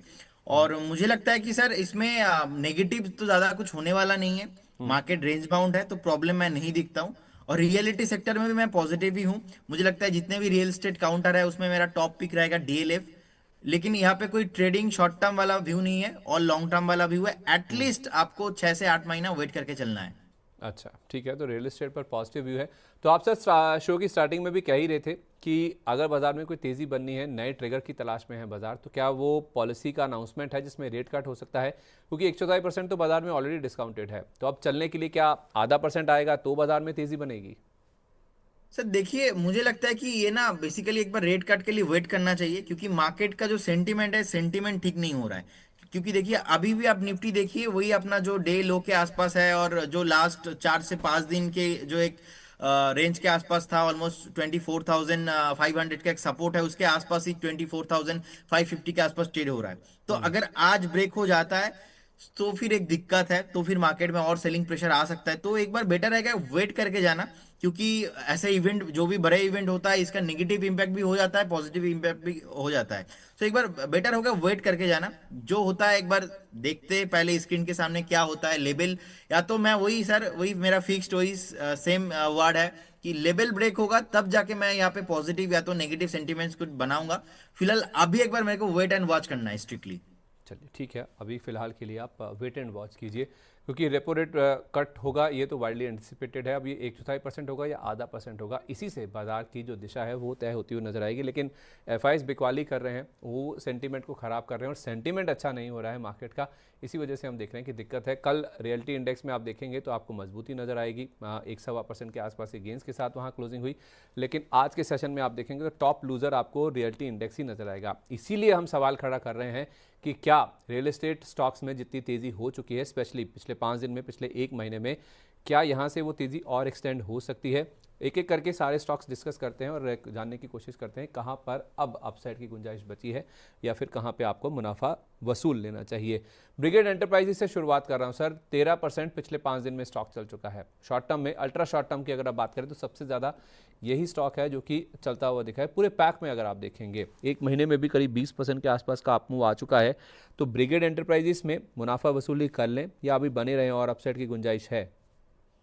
अब देखिए, मुझे लगता है कि यहाँ पे प्रॉफिट बुक करना सही होगा, क्योंकि एक जो सपोर्ट था ऑलमोस्ट 1215 के आसपास, वो ब्रेक हो चुका है। ब्रेक होने के बाद अभी नीचे आ रहा है। तो नेक्स्ट जो सपोर्ट है ऑलमोस्ट 1180 के आसपास है। तो मुझे लगता है एक बार यहाँ पे प्रॉफिट बुक करने का सलाह रहेगा। प्रॉफिट बुक करके जाइए, सेफ रहेगा। सर एक अपडेट देना चाहूंगा, एस्केप इंडिया, इसका स्टॉप लॉस मैंने दिया था 4800 के आसपास। तो ये स्टॉप लॉस थोड़ा मैं रिवाइज करना चाहूंगा। मुझे लगता है कि थोड़ा स्टॉक काउंटर जो है अभी वॉलेटाइल है, लेकिन सेंटीमेंट पूरा ठीक है, पॉजिटिव है, इसमें कोई प्रॉब्लम नहीं है। थोड़ा ज्यादा वॉलेटाइल है, तो स्टॉप लॉस रिवाइड करके मैं एक बार 4650 करूंगा। इस केस में मैं थोड़ा टारगेट भी इंक्रीज करके देता हूं। जो मेरा टारगेट था 4985 और उसके बाद 5000। तो एक बार 4950 उसके ऊपर सस्टेन करता है तो 5200 5300 तक तो जाने का पॉसिबिलिटीज भी है। लेकिन मुझे एक बार स्टॉप लॉस इसलिए मैं रिवाइज कर रहा हूँ क्योंकि स्टॉक ज्यादा वॉलेटाइल है सर। ठीक है, तो 4800 वाला जो स्टॉप लॉस आपने दिया था वो 4650 पर आप कर लीजिए। ये लेवल्स आपको दिए गए थे। 4925 के आसपास आपको खरीदारी करने की बात की गई थी। उस समय आपको 4800 का स्टॉप लॉस दिया था। इसको आप नीचे कर लीजिए, थोड़ा रिवाइज कर लीजिए, 4650 के आसपास। हाईली लाइकली है कि यहाँ पर 4985 5150 और उसके बाद 5200 तक के लेवल्स इस स्टॉक में देखने को मिल सकते हैं। तो थोड़ी वॉलिटिलिटी हाई है, इस वजह से अपना जो स्टॉप लॉस है उसको आप नीचे की तरफ थोड़ा सा एडजस्ट कर लीजिए। सोबा में सर 11.5% का मूव हमने 5 दिन में देखा और एक महीने में 16% के आसपास के गेंस बन चुके हैं। इसमें भी मुनाफा वसूली कर लेनी चाहिए, निकल जाए। सोभा देखिए मुझे लगता है इसमें भी सर फ्रेश अब लास्ट 5-7 मिनट के कैंडल पे ब्रेकडाउन है, लेकिन वीकली चार्ट अगर हम देखते हैं वीकली चार्ट में कोई प्रॉब्लम नहीं है। हो सकता है आज और कल थोड़ा प्रेशर में रहे, लेकिन आप बने रहे इस काउंटर के साथ। नेक्स्ट जो टारगेट है इसका 1580 से लेके 1600 के आसपास बन सकता है। आपको एक स्ट्रिक्टली स्टॉप लॉस मेंटेन करना है। स्टॉप लॉस रहेगा 1490 रहेगा मेरा स्टॉप लॉस, और बने रही इस काउंटर में। मैं स्ट्रक्चरली कोई प्रॉब्लम नहीं है और फंडामेंटल भी कोई प्रॉब्लम मैं नहीं देखता उस काउंटर के साथ। ठीक है, सुबह के शेयर को आप होल्ड करें। टारगेट आपका आ गया 1580 और 1600 का। स्टॉप लॉस लगा दीजिए 1490 रुपये का, अभी 1516 रुपये के आसपास ट्रेड कर रहा है। ऑबरे रियल्टी सर 5 दिन में तो नहीं चला ज़्यादा, 2.3% यानी कि 2.25% के आसपास के गेंस यहाँ देखने को मिले हैं, लेकिन 10-10.5% के आसपास के गेंस हमने ऑबरे रियल्टी में पिछले एक महीने में देखे। और प्रेस्टीज एस्टेट्स में मिस कर गया सर, 10% यहाँ पे चला है पिछले 5 दिन में। 14.5% के गेंस पिछले एक महीने में बनते हुए दिखे हैं। तो ऑबरॉय और प्रेस्टीज पर क्या राय देंगे आप? देखिए ओबरॉय अभी 1770 के आसपास चल रहा है। मुझे लगता है आप बने रहिए इस काउंटर के साथ। स्ट्रक्चरली कोई भी प्रॉब्लम नहीं है। 1800 के आसपास एक रेसिस्टेंस है, तो पहला टारगेट तो वहां तक जाना चाहिए। अगर 1800 के ऊपर सस्टेन करता है उस केस में बहुत जल्दी आपको एक बार 1830 से लेके 1840 का टारगेट यहाँ पे आना चाहिए। तो इसमें सर कोई भी प्रॉब्लम नहीं है। और देखिए प्रेस्टीज का सर हमने तो कॉल ही दिया था और दोनों टारगेट अचीव हो चुका है फिलहाल। अभी मुझे लगता है लास्ट 2-3 दिन से ऑलरेडी चल चुका है। थोड़ा बहुत प्रॉफिट यहाँ पे मैं एक्सपेक्ट करके चल रहा हूँ कि प्रॉफिट बुकिंग आ जाए, तो बाय ऑन डीपी करना है। स्ट्रक्चर तो कोई प्रॉब्लम है नहीं। 1550 1545 के आसपास अगर कभी मिलता है आपको, तो फिर जाके आपको यहाँ पे एक बार फिर से बाय करना है, बाय ऑन डीप करना है। बाकी फिलहाल सर एक दिन पहले हमने कॉल दिया था, दोनों टारगेट ही आ चुका है इसमें। क्या लेवल पर बताया सर आपने दोबारा एंट्री के लिए? दोबारा एंट्री के लिए सर मुझे लगता है यहाँ से और 40 पॉइंट नीचे 1540 से लेके 1550 एक जोन है, उस जोन पे आप न्यू एंट्री कर सकते हो। ठीक है, तो इस रेंज में आप दोबारा एंट्री करें। अगर पहले की पोजीशन है, जैसे आपको बताया भी गया, दोनों टारगेट आ चुके हैं, तो आप इसमें प्रॉफिट बुक कर लीजिए। नीचे वेट कीजिए 1540 से 1550 का फ्रेश एंट्री अगर आप करना चाहते हैं, तो इन लेवल्स पर आप चाहें तो दोबारा एंटर करके चल सकते हैं। फिनिक्स मिल सर ज़्यादा नहीं चला है, ना ही 5 दिन में चला, ना ही एक महीने में चला, तो ये लेगार्ड है। तो लेगार्ड में सर इसको टाटा बाय बाय कर दें, या फिर इसमें अब पोटेंशियल बन रहा है कि अगर रियल एस्टेट चलना है तो फिर लेगार्ड चलते हुए दिखेंगे? देखिए मुझे लगता है इस काउंटर के साथ आपको ज्यादा वेट नहीं करना चाहिए, क्योंकि फंडामेंटल ठीक ठाक डेटा नहीं है और लगातार बहुत टाइम से देखिए कंसोलिडेशन हो रहा है। ना ही ब्रेकआउट आ रहा है, ना ही ब्रेकडाउन आ रहा है, और एंटायर ये साल ही नहीं चला, और एंटायर ये साल ही यही सीन चल रहा है इसके साथ। तो अब अगर आपके पास पेशेंस है तो बने रहिए, लेकिन एक रेंज के अंदर है, और रेंज है सर 1700 के आसपास अपसाइड, और डाउन साइड में मैं देख पा रहा हूँ 1480 के आसपास। तो मुझे लगता है 1480 आपका एक पोटेंशियल स्टॉप लॉस होना चाहिए। कभी भी अगर इसके नीचे आता है तो आपको यहाँ पे नहीं रहना है। लेकिन इसमें सर अभी कोई सीन नहीं होने वाला, ब्रेकआउट आने का चांसेस बहुत ही कम है, क्योंकि बहुत टाइम से रेंज बाउंड है। रेंज ब्रेक करेगा तो फिर जाके यहाँ पे कुछ पॉसिबिलिटीज बनेगा। अभी सर कुछ नहीं करना। फिलहाल दूर रहें, जिनके पास हैं 1480 का स्टॉप लॉस लगा लें। यस ठीक है। इसी तरह से सर कुछ लेगार्ड्स की अगर आप बात कर ही रही है ना, तो इसमें मैक्रोटेक डेवलपर्स भी पिछले 5 दिन में देखिए तो 1.5% के आसपास ये स्टॉक गिरा ही है। एक महीने में ज़रूर 8.5% चला है। तो इस स्टॉक में आप क्या राय देंगे? अगर चलना ही है तो क्या ये स्ट्रक्चर अच्छा लग रहा है बाउंस बैक के लिए? देखिए मुझे लगता है पर्टिकुलर एक काउंटर अभी बहुत ना चल चुका है, तो एक बार एक हेल्दी करेक्शंस प्रॉफिट बुकिंग मैं एक्सपेक्ट करके चल रहा हूँ। फंडामेंटली बहुत ही स्ट्रॉन्ग कंपनी है, कोई प्रॉब्लम नहीं है। एक टॉप के आसपास ऑलरेडी आ चुका है। 1470 1475 के आसपास एक रेसिस्टेंस था, वहां से अभी नीचे आ रहा है। तो मेरे ख्याल से सर यहाँ पे फ्रेश एंट्री होगा 1770 से लेके 1370 से लेके 1390 के आसपास। और भी सर यहाँ से 50 पॉइंट हो सकता है कि नीचे आ जाए, उस टाइम पे आप फ्रेश एंट्री कीजिए। लेकिन स्ट्रक्चर में अभी कोई प्रॉब्लम नहीं है, बस मैं थोड़ा वेट करके बाय करूंगा, क्योंकि लास्ट 4 से 5 हफ्ता लगातार चल रहा है। ठीक है, तो फ्रेश खरीदारी के लिए आप 1370 से 1390 का वेट करें। अब सर लैगार्ड्स की बात चली रही ना, तो इस सेक्टर में अगर आप देखेंगे तो आपको रेमंड भी नज़र आएगा। रेमंड में हालांकि एक महीने का आप नंबर देखेंगे तो आपको थोड़ा सा बहुत ज़्यादा दिखेगा 61% का, वो क्योंकि एडजस्टमेंट है इनका जो रियल एस्टेट कारोबार निकला है उस वजह से, डीमर्ज एंटिटी है इस वजह से दिख रहा है। तो रेमंड को आप चाहें तो स्किप भी कर सकते हैं, लेकिन इसमें डीएलएफ भी कुछ ज़्यादा नहीं चला है। गोदरेज प्रॉपर्टीज़ भी आप देखेंगे तो जितने भी दिग्गज नाम हैं, मैक्रोटेक हुआ, गोदरेज प्रॉपर्टीज़ हुआ, डीएलएफ हुआ, इन्होंने पिछले 5 दिन में कुछ ज़्यादा मूव नहीं दिखाया। हालांकि एक महीने में मूव काफ़ी अच्छा है। अनंतराज 25-26% लो लेवल से चल गया, 16% डीएलएफ भी चल गया। तो आपने तो बोला भी है कि डीएलएफ आपकी लॉन्ग टर्म की पिक है, तो लैगार्ड्स में अगर रहना है तो डीएलएफ सबसे बढ़िया है। सर मुझे लगता है डीएलएफ, देखिए फंडामेंटली कोई इसमें प्रॉब्लम है नहीं। फंडामेंटल बहुत ही बढ़िया काउंटर है, और देखिए अभी 800 के नीचे भी थोड़ा आ रहा है। मुझे लगता है पोटेंशियल बाई यहाँ पे करना है 770 से लेके 780 के आसपास, कभी भी अगर आप मिलता है तो आपको एक 6 से 8 महीने का प्लान बनाना चाहिए, उसमें आप एंट्री कीजिए। उसके इसमें आपका स्टॉप लॉस रहेगा ओनली फॉर 740, आपको 40 रुपीज के आसपास स्टॉप लॉस रहेगा, और टारगेट भी आपको आते हुए दिखेंगे 825, और सेकंड टारगेट रहेगा मेरा 860 के आसपास। तो अब बने रहिए डीएलएफ के साथ। डीएलएफ ही नंबर 1 काउंटर है, और in terms of market cap profitability, और ऐसा ट्रेडिंग काउंटर इसमें वो है नहीं कि एक दिन में आपको 10% चल जाएगा कोचिन शिपयार्ड वाला, लेकिन इसमें आपको एक बार वेट करना है, पेशेंस रखना है, अच्छा कंपनी है। ठीक है, तो आप कह रहे हैं कि सर 825 860 ही आपके टारगेट हो गए, 760 का स्टॉप लॉस है ना, अगर आप 770 से 80 की रेंज में खरीदते हैं। 740 के आसपास एक स्टॉप लॉस आपको मेंटेन करना है। 740 का स्टॉप लॉस हो गया, 825 860 ही आपके टारगेट हो गए। सबसे बेस्ट, सबसे बढ़िया अगर कोई लगता है पूरे real estate as a pack में तो वो डीएलएफ ही है। खरीदारी की रेंज आपको बता देगी, कब तक आपको होल्ड करना है ये भी बता दिया गया, स्टॉप लॉस कहाँ पे रखना है और टारगेट क्या आ सकते हैं ये सब आपको बता दिए गए हैं। एक सर अनंतराज पे भी आपका व्यू दे दीजिए। इसमें ना कुछ डेटा सेंटर का नाम भी जब से जुड़ा है ना तब से स्टॉक काफ़ी मूव किया है, उसके बाद एक करेक्शन आया, करेक्शन के बाद लो लेवल से रिकवरी भी दिखा चुका है करीब 25-26% के आसपास की। इन लेवल्स पर जिनके पास लोअर लेवल्स का रखा हुआ है उनके लिए राय दीजिए, और जो फ्रेश एंटर करना चाहते हैं उनके लिए भी क्या राय होगी आपकी? देखिए एक डिस्क्लेमर देना चाहूंगा। पर्टिकुलर इस काउंटर को हमने कॉल दिया था ऑलमोस्ट 500 के आसपास, और हमने प्रॉफिट बुक भी करा दिया शॉर्ट टाइम में। सो मुझे लगता है अभी 568 के आसपास चल रहा है, अभी 2% के आसपास डाउन है आज। सो एक बार और करेक्शन हो सकता है 545 के आसपास, और 540 के आसपास जा सकता है। 540 मुझे लगता है एक काउंटर है, एक बेसिकली सपोर्ट है, वहाँ पे बेसिकली जा सकता है। आप इसमें अभी बने रहिए। स्ट्रक्चर तो कोई प्रॉब्लम नहीं है, लेकिन शॉर्ट टर्म एक हेल्दी करेक्शन आ रहा है, इसमें आपको एक बार बने रहने का सलाह होगा। फ्रेश बाई इस जोन पे नहीं करना है। 545 540 के आसपास आता है, उस जोन पे आपको करना है। सो 545 540 पे कोई खरीदे और या कोई होल्ड कर रहा हो, दोनों के लिए स्टॉप लॉस क्या होगा? सर दोनों के लिए स्टॉप लॉस रहेगा एकदम फिक्स्ड एंड फाइनल वाला 495। 495 अगर इसके नीचे नहीं जाता है ना, तो फिर से एक बार आपको काउंटर 600 के ऊपर आते हुए दिखेंगे, और 600 के ऊपर अगर सस्टेन करता है तो 640 से लेके 650 एक टारगेट रहेगा। फिलहाल अभी देखिए चल चुका है 500 से ऑलमोस्ट 580 के आसपास हाई लगा के अभी नीचे आ रहा है, तो एक बार हेल्दी करेक्शन हो रहा है, आप एक बार वेट कीजिए, बने रहिए। 540 आ सकता है। चलिए ठीक है, जल्दी से आपको रैप अप कर देता हूं। आपने कहा ब्रिगेड एंटरप्राइजेस में मुनाफा हो रहा है तो आप वसूल कर लीजिए, सोबा में बने रहिए, यहाँ पे पोजीशन आपकी है तो होल्ड करें। टारगेट 1580 से 1600 रुपये तक के आ सकते हैं, 1490 आपका स्टॉप लॉस होगा। प्रेस्टीज एस्टेट्स में आपको बताया भी गया था पहले ही, 2 टारगेट जो हैं वो हिट हो चुके हैं, तो दोनों को आप बुक कर लीजिए। नीचे वेट कीजिए 1540 से 1550 के आसपास, दोबारा एंट्री के लिए इन लेवल्स का आप इंतजार करें। फिनिक्स मिल्स तो एक लगाड़ है, यहाँ से आप दूर रहें तो ज़्यादा बेटर है। मैक्रोटेक डेवलपर्स में फ्रेश खरीदारी अगर आप करना चाहते हैं लोधा डेवलपर्स में तो 1370 1390 ये रेंज है, इसका आप वेट कर लीजिए।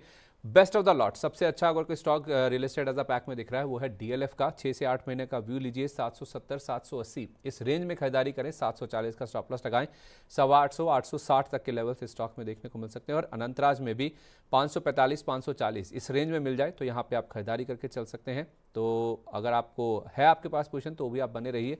स्टॉप लॉस इस केस में आपका होगा 495 रुपये का। तो इसी के साथ हॉट स्टॉक्स को हम यहीं पर वाइंड अप करते हैं।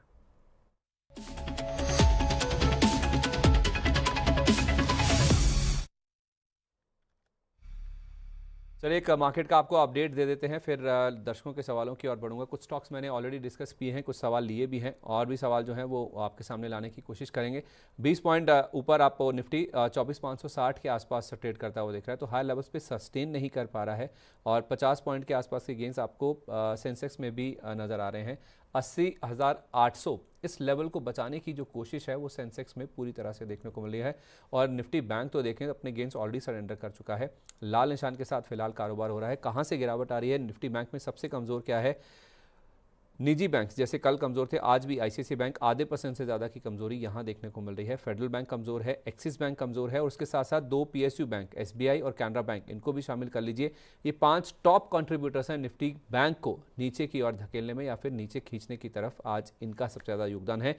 अच्छी बात यह है कि निफ्टी बैंक में आज पॉजिटिव, हल्की पॉजिटिविटी के साथ एचडीएफसी बैंक ट्रेड करता हुआ दिख रहा है। 0.03% के आसपास के गेंस हैं, तो यहाँ से कोई नेगेटिव कंट्रीब्यूशन है जिसका सबसे ज़्यादा वेटेज है। और निफ्टी की जहाँ तक बात है तो यहाँ पर भारतीय एयरटेल, एमएनएम, टाटा मोटर्स, इन्फोसिस, ये 4 स्टॉक्स हैं जिनका कंट्रीब्यूशन पॉइंट वाइज सबसे ज़्यादा आपको ऊपर की ओर नजर आएगा। और नीचे खींच रहा है आईसीआईसीआई बैंक, टीसीएस, एसबीआई और टाइटन, एक्सिस बैंक 5वां नाम है जो कि सबसे ज़्यादा निफ्टी को आज नीचे लाने की कोशिश कर रहे हैं। तो रसाकसी चल रही है, तेजड़ी मंदड़ियों के बीच में एक कश्मकश की सिचुएशन चल रही है, दोनों के बीच में टग ऑफ वॉर जैसी सिचुएशन है। देखते हैं at the end of the day कौन जीतता है इसमें। लेकिन कई स्टॉक्स कई लोग हैं ऐसे जिनके स्टॉक स्पेसिफिक क्वेरीज हम तक पहुंच चुके हैं, तो उसकी ओर बढ़ते हैं क्योंकि जीत तो आखिरकार मुनाफे से ही होगी। और आपको मुनाफा कैसे होगा, आपने जो स्टॉक्स लिए हैं उस पर आपकी जो क्वेरीज हैं वो हम हैंडल करने की कोशिश कर रहे हैं। तो जीआरएसई और कोचिन शिपयार्ड मैंने ऑलरेडी पूछ लिया था सर, इसको लेकर राहुल दास जी का सवाल है और आपको काफ़ी एडमायर भी करते हैं, कह रहे हैं कि प्रदीप दा टेक लव फ्रॉम कोलकाता, तो ये भी आई थिंक कोलकाता से हैं। मैंने सवाल तो ले लिया था सर, अगर आप लेवल वाइज कुछ अगर डिस्कस करना चाहें। इनका कोचिन शिपयार्ड 1950 का लिया हुआ है और जीआरएसई इनके पास 3000 का पड़ा है। देखिए कोचिन शिपयार्ड सर अभी 2130 के आसपास चल रहा है। देखिए आज भी 4% भागा है, तो मुझे लगता है यहाँ पे कुछ प्रॉब्लम है नहीं, आप बने रहिए। आपका एक ट्रेलिंग स्टॉप लॉस आप थोड़ा, और अगर 1900 के आसपास आपने लिया है तो आप थोड़ा आपका जो ट्रेलिंग स्टॉप लॉस है वो हाई कर लीजिए। आपका स्टॉप लॉस रहेगा अभी 2080 रहेगा आपका final and fix stop loss. कभी भी ब्रेक होता है तो आप निकल जाइए, क्योंकि आपने अगर प्रॉफिट किया वो बाद में वो लॉस में ना कन्वर्ट हो जाए। और गार्डन रिच के साथ भी सर मैं अभी जाना चाहूंगा, तो इसमें कोई प्रॉब्लम, दोनों स्ट्रक्चर में कहीं भी प्रॉब्लम नहीं है। बस प्रॉब्लम एक है कि बहुत चल चुका है, थोड़ा बहुत प्रॉफिट बुकिंग आ सकता है, लेकिन आपको नेक्स्ट 3 से 4 महीना रहना है, इसमें कोई प्रॉब्लम मैं नहीं दिखता हूं सर। सर एक स्टॉक है Camlin fine science limited, last दिन सर मैंने आपको बोल के गया था और यहाँ पे ऑलरेडी ना मूव आ चुका है। मेरा पहला टारगेट था 255, 253 हाई लगाया, अभी 251 के आसपास चल रहा है। इसमें एक डिस्क्लेमर देना चाहूंगा, हमारे जो प्रीमियम कस्टमर्स हैं उनको भी हमने क्लाइंट है उनको भी हमने रिकमेंड किया है। सो देखिए 255 275 मेरा दोनों टारगेट है सर। तो मुझे लगता है कि 255 भी आ जाएंगे और 275 भी आ जाएंगे। मैं इसको हाईलाइट क्यों कर रहा हूं सर, बहुत ही इंपॉर्टेंट है। ये ना मंथली चार्ट के ऊपर सस्टेन कर रहा है, ठीक है। लास्ट मंथ सस्टेन किया था, उसके बाद रिटेस्ट हुआ, फिर से अभी 250 के ऊपर, मतलब अभी लास्ट आप देखेंगे ऑल टाइम हाई के आसपास आ चुका है, 250 के ऊपर भी सस्टेन कर रहा है। तो ये जो सस्टेनेबिलिटी है और जो वॉल्यूम आ रहा है, मुझे लगता है कि नेक्स्ट अगर आप 1-2 हफ्ता 3 हफ्ता टाइम देते तो 275 बहुत जल्दी आपको यहाँ पे टारगेट आते हुए दिखेंगे, जो कि सर मैंने लास्ट दिन ही आपको बता के गया था। अभी 251 लास्ट दिन, उस टाइम पे प्राइस था 241 243 के आसपास, अभी 250 के आसपास चल रहे हैं, तो इसमें बने रहने का सलाह होगा। ठीक है, मतलब आपने पहले बताया था ये स्टॉक? हाँ सर, लास्ट दिन हमने 3 स्टॉक बता के गया था, एक है FIEM इंडस्ट्री, सेकंड है पेस्टिस और थर्ड है Camlin fine life science limited. ये 3 स्टॉक आपको बता के गया था। ठीक है, कैमलिन फाइन साइंसेस। तो पहला टारगेट तो ऑलमोस्ट आ ही गया, तो 255 का था। दूसरे टारगेट यानी कि 275 रुपये के दूसरे टारगेट के लिए आप बने रहिए।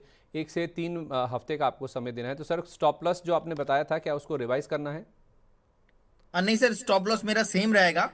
और मुझे लगता है कि इस काउंटर पे ना, मतलब ये जो ऐसे काउंटर बहुत कम मिलता है, और मुझे लगता है 275 280 बहुत जल्दी यहाँ पे आएगा। और इसमें कोई प्रॉब्लम नहीं लग रहा है एक्चुअल चार्ट स्ट्रक्चर में, weekly chart, daily chart, monthly chart ठीक ठाक ही है। अगर कुछ भी प्रॉब्लम होता तो 240 के नीचे चला जाता और स्टॉप लॉस हिट हो जाता इसका, क्योंकि लास्ट मंथ भी चला है। लेकिन ये जो स्ट्रक्चर है, एक फॉलो अप बाइंग यहाँ पे आ रहा है, तो इसीलिए कन्विक्शन बहुत हाई है। चलिए ठीक है। इस बीच सर मैं कुछ और सवाल लूँ उससे पहले ना, ज़रा एक बार आप जो लिस्टिंग होने वाली है आज स्कोडा ट्यूब्स की, उसके ऊपर एक बार नज़र डालिए। वो आपके सामने लाने की कोशिश करते हैं कि NSE पर वो जो भाव है कहाँ पर सेटल हुआ है, क्योंकि 9:45 पर हम देखते हैं कि भाव सेटल हो जाता है। 140 रुपये का इशू प्राइस है, 220 करोड़ रुपये का छोटा इशू था, 20 रुपये ऊपर ये लिस्ट हो सकता है। ग्रे मार्केट में ऐसे जो इंडिकेशंस हैं वो देखने को मिल रहे हैं। 160 रुपये पर लिस्टिंग हो सकती है, लेकिन फिलहाल अगर आप देखेंगे एनएससी की पेज पर जो दाम दिख रहा है वो केवल 140 रुपये का ही दिख रहा है। तो कोई एक्टिविटी यहाँ पर ज़्यादा नहीं देखने को मिल रही है। देखना होगा यहाँ पर कैसा इम्पैक्ट देखने को मिलता है, क्योंकि भरा ठीक ठाक था, ये 54 गुना के आसपास भरा था। QIB का हिस्सा 70 गुना के आसपास, 113 गुना NII, और रिटेल का पोर्शन भी ऑलमोस्ट 20 टाइम्स के आसपास सब्सक्राइब होता हुआ दिखा था। 140 रुपये इसका इशू प्राइस तय किया गया था और 140 रुपये के आसपास ही अटका हुआ है भाव। हालांकि ग्रे मार्केट एक्सपेक्ट कर रहा है कि 160 रुपये के आसपास लिस्टिंग हो सकती है 20 रुपये के प्रीमियम के साथ, लेकिन एनएससी की पेज पर फिलहाल अगर आप देखेंगे तो कोई एक्टिविटी नहीं देखने को मिली। 140 पर ही फिलहाल फ्लैट कारोबार करता हुआ नज़र आ रहा है। सर, आपने अपने क्लाइंट्स को IPO अगर आप सलाह देते हैं तो स्कोडा ट्यूब्स को लेकर क्या व्यू दिया था? 140 के आसपास अगर फ्लैट खुल जाता है तो क्या करना चाहिए? अब देखिए, इसमें मैंने कोई व्यू नहीं दिया था फिलहाल हमारे कोई भी क्लाइंट को, लेकिन मेरा व्यू इसमें ही है कि ओवर सब्सक्राइब हुआ है, नो डाउट पॉजिटिव है, फंडामेंटल भी ठीक ही है। फंडामेंटल पे लास्ट 3 साल के डेटा मेरे सामने अभी है, तो asset on profit after tax भी ऑल पॉजिटिव ही है, तो कुछ प्रॉब्लम नहीं है। एक बार लिस्टिंग होने दीजिए। लिस्टिंग होने के बाद सिंपल आपको वही करना है, जो आईपीओ हाई है उसके ऊपर अगर टिका रहता है तो आपको बने रहना है। अगर आईपीओ जो डे हाई होगा अगर उसके ऊपर नहीं टिका रहता है तो आपको एग्जिट करना है। और देखिए, लिस्टिंग अभी 4-5 मिनट पे हो जाएंगे, तो एक बार देखने दीजिए कैसा प्रेशर यहाँ पे आता है, उसके बाद यहाँ पे मैं कोई कमेंट करूंगा।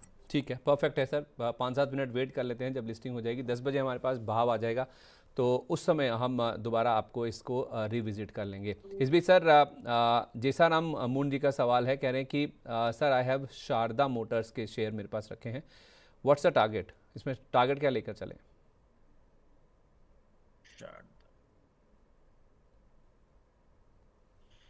देखिए, पर्टिकुलर डिस्काउंटर में अभी एक सेलिंग प्रेशर आ रहा है और एक टॉप बनाया रिसेंटली 2050 के आसपास, और मुझे लगता है आप बने रहिए। चार्ट स्ट्रक्चर में कुछ भी प्रॉब्लम नहीं है, फंडामेंटली ठीक ठाक कंपनी है एकदम।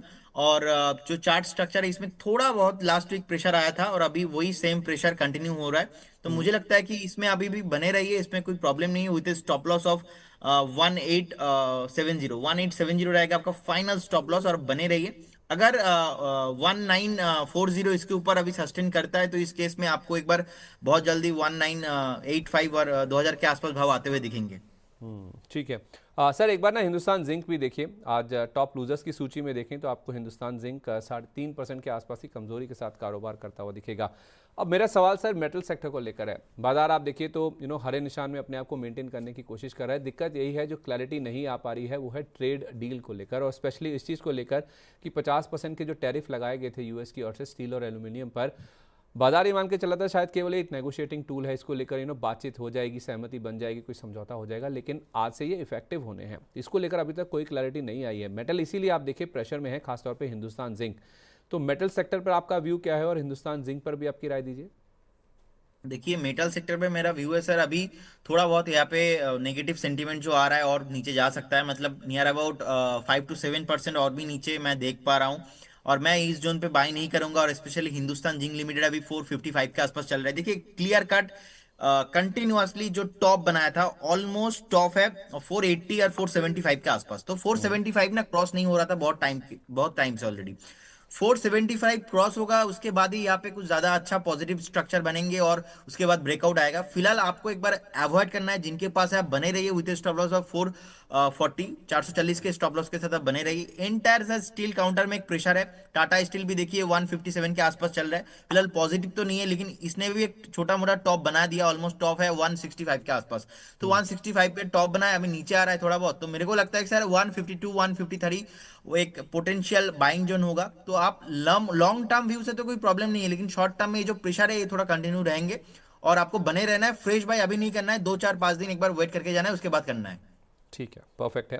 एक सर होम स्टडी के नाम से हमारे दर्शक हैं, कह रहे हैं कि सुप्रभात सर, सिगाची 50 शेयर हैं, 50 रुपये के दाम पर है, SCI 215 पर, और इन्फी बीम कह रहे हैं कि 24 रुपये 85 पैसे का मेरे पास रखा हुआ है, अभी क्या करना चाहिए?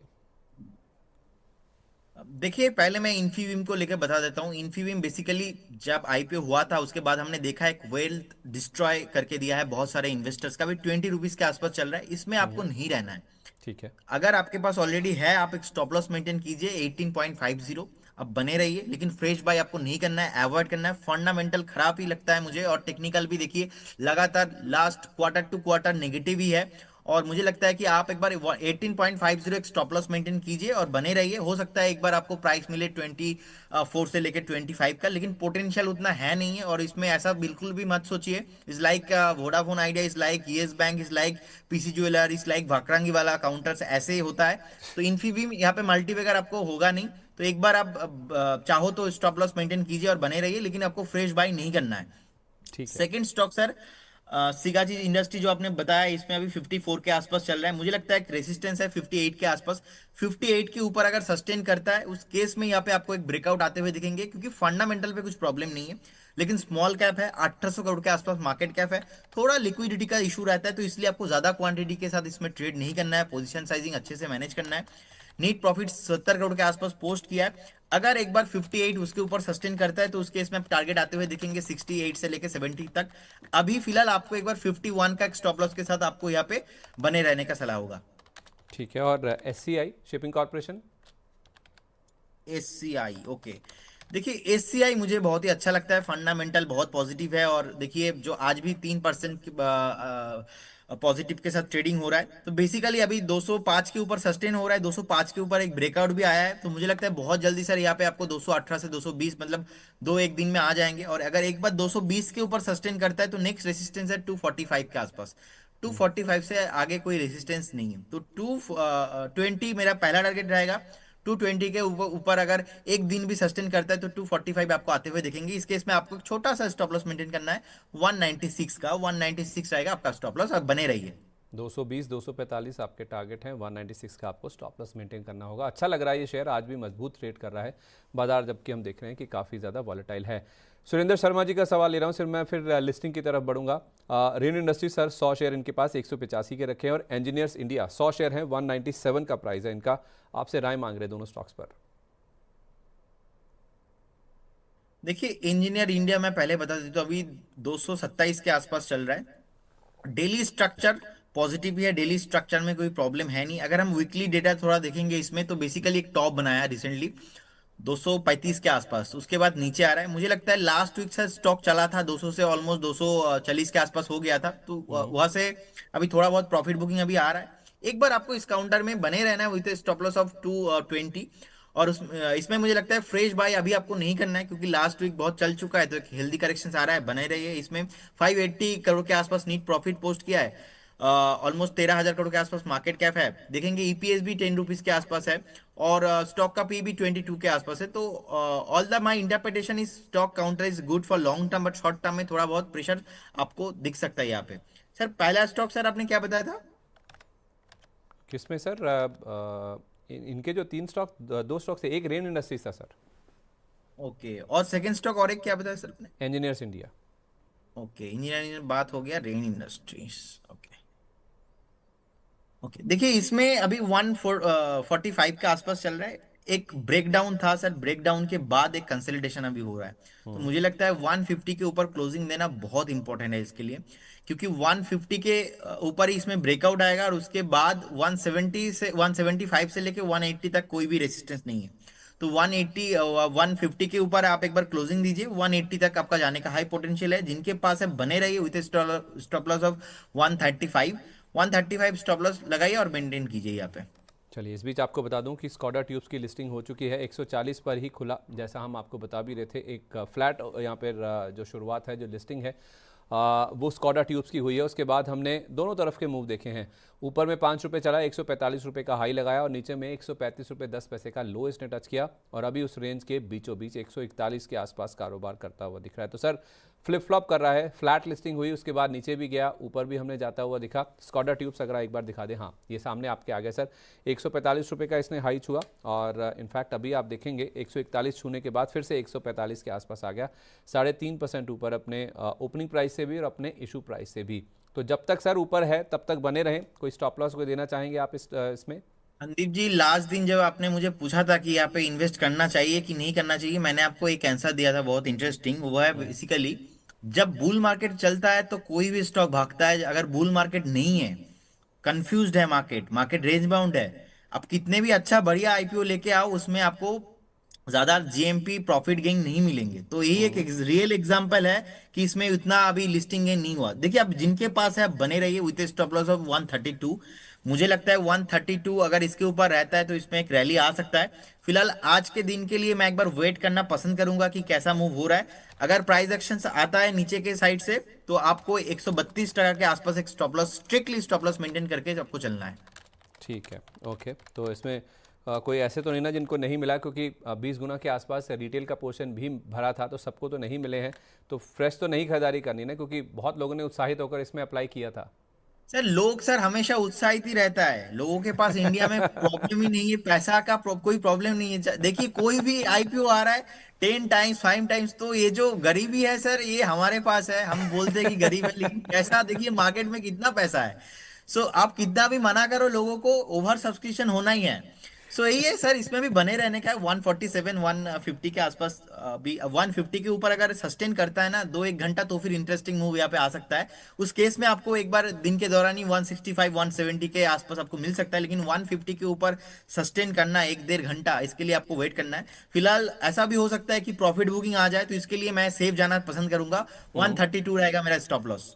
आई डाउट सर वो लेवल्स आ पाएंगे जिन लेवल्स की आप बात करें, क्योंकि 5% का सर्किट तो ऑलरेडी यहाँ पर लग गया। 140 का ओपनिंग यस। प्राइस था, तो वहाँ से 5% आप कैलकुलेट करें तो 7 रुपये बनता है। तो 7 रुपये के गेन लेकर 147 रुपये पर ये खड़ा है। अगर आप ये पेज रिफ्रेश करेंगे तो आपको 147 रुपये का जो भाव है वो भी दिख जाएगा। तो सर्किट तो इसमें लग गया 5% का। तो जिनके पास हैं वो इन्जॉय कीजिए, जिन्होंने अप्लाई किया था। और 132 रुपये का आपको यहाँ पर स्टॉप लॉस भी दिया गया है। तो फ्रेश यहाँ पे खरीदारी नहीं करनी है, लेकिन हाँ जिनके पास हैं वो 132 रुपये का स्टॉप लॉस लगाकर आप देखिए सर्किट लग गया। इसमें 147 रुपये का भाव है फिलहाल। तो अगर ये सर्किट नहीं खुलता है तो फिर तो ये पूरा दिन यहीं पर बीत जाएगा। लेकिन अगर सर्किट खुलता है तो भी आप चेष्टा ना करें, कोशिश ना करें खरीदारी करने की। जिनके पास है वो 132 रुपये का स्टॉप लॉस लगाकर इसमें बने। सर सर्किट लग गया है 132, 15 रुपये नीचे है। कोई रिवाइज करने की राय देंगे स्टॉप लॉस, या फिर 132 ही रखना है? देखिए 132 ही स्टॉप लॉस आ रहा है मेरा चार्ट में, लेकिन अगर आप सेफ जाना चाहते हो तो फ्रेश आपको यहाँ पे मैं कहूंगा तो एक बार एग्जिट करके ही चलना है, यहाँ पे नहीं लेना है। क्योंकि देखिए मैं तो सर नेगेटिव हूँ, मैं आईपीओ में भी इंटरेस्टेड नहीं हूँ। हमने क्लाइंटों को भी रिकमेंड नहीं किया। बस क्या है कि सर आप पूछते हो तो बताना पड़ता है, ये मैंडेटरी है। तो इसीलिए सर क्या है, मुझे लगता है 132 अगर आपने बाई किया, एक पोटेंशियल स्टॉप लॉस मेंटेन कीजिए। 5% 10% सर्किट के लिए अगर आप सोचेंगे तो कैसे होगा। लेकिन मेरे ख्याल से मैं यहाँ पे इंटरेस्टेड बिल्कुल भी नहीं हूँ। मैं अभी सर जो भी आईपीओ आ रहा है, अगर मतलब 10 में से देखेंगे 8 स्टॉक 7 स्टॉक ही नेगेटिव परफॉर्म कर रहा है, तो इसीलिए ओवरऑल मार्केट स्ट्रक्चर थोड़ा खराब है। इसीलिए मैं अभी अवॉइड करना पसंद करूंगा इस काउंटर को। ठीक है, और तो आई एंटायर एम जो भी आईपीओ अभी आ रहा है इस आईपीओ सेगमेंट को, बोलिए बोलिए सर। तो इसीलिए सर मेन फैक्ट है कि मार्केट अभी ठीक नहीं है। तो ये जो रिटेलर्स है आपको समझना पड़ेगा कि मार्केट ठीक नहीं है, बुल मार्केट नहीं है। तो 10 टाइम्स 5 टाइम 20 टाइम जितने भी सब्सक्राइब हो जाए, आपको लिस्टिंग ही नहीं मिलेंगे जैसे कि 1.5 साल पहले 1 साल पहले मिलता था।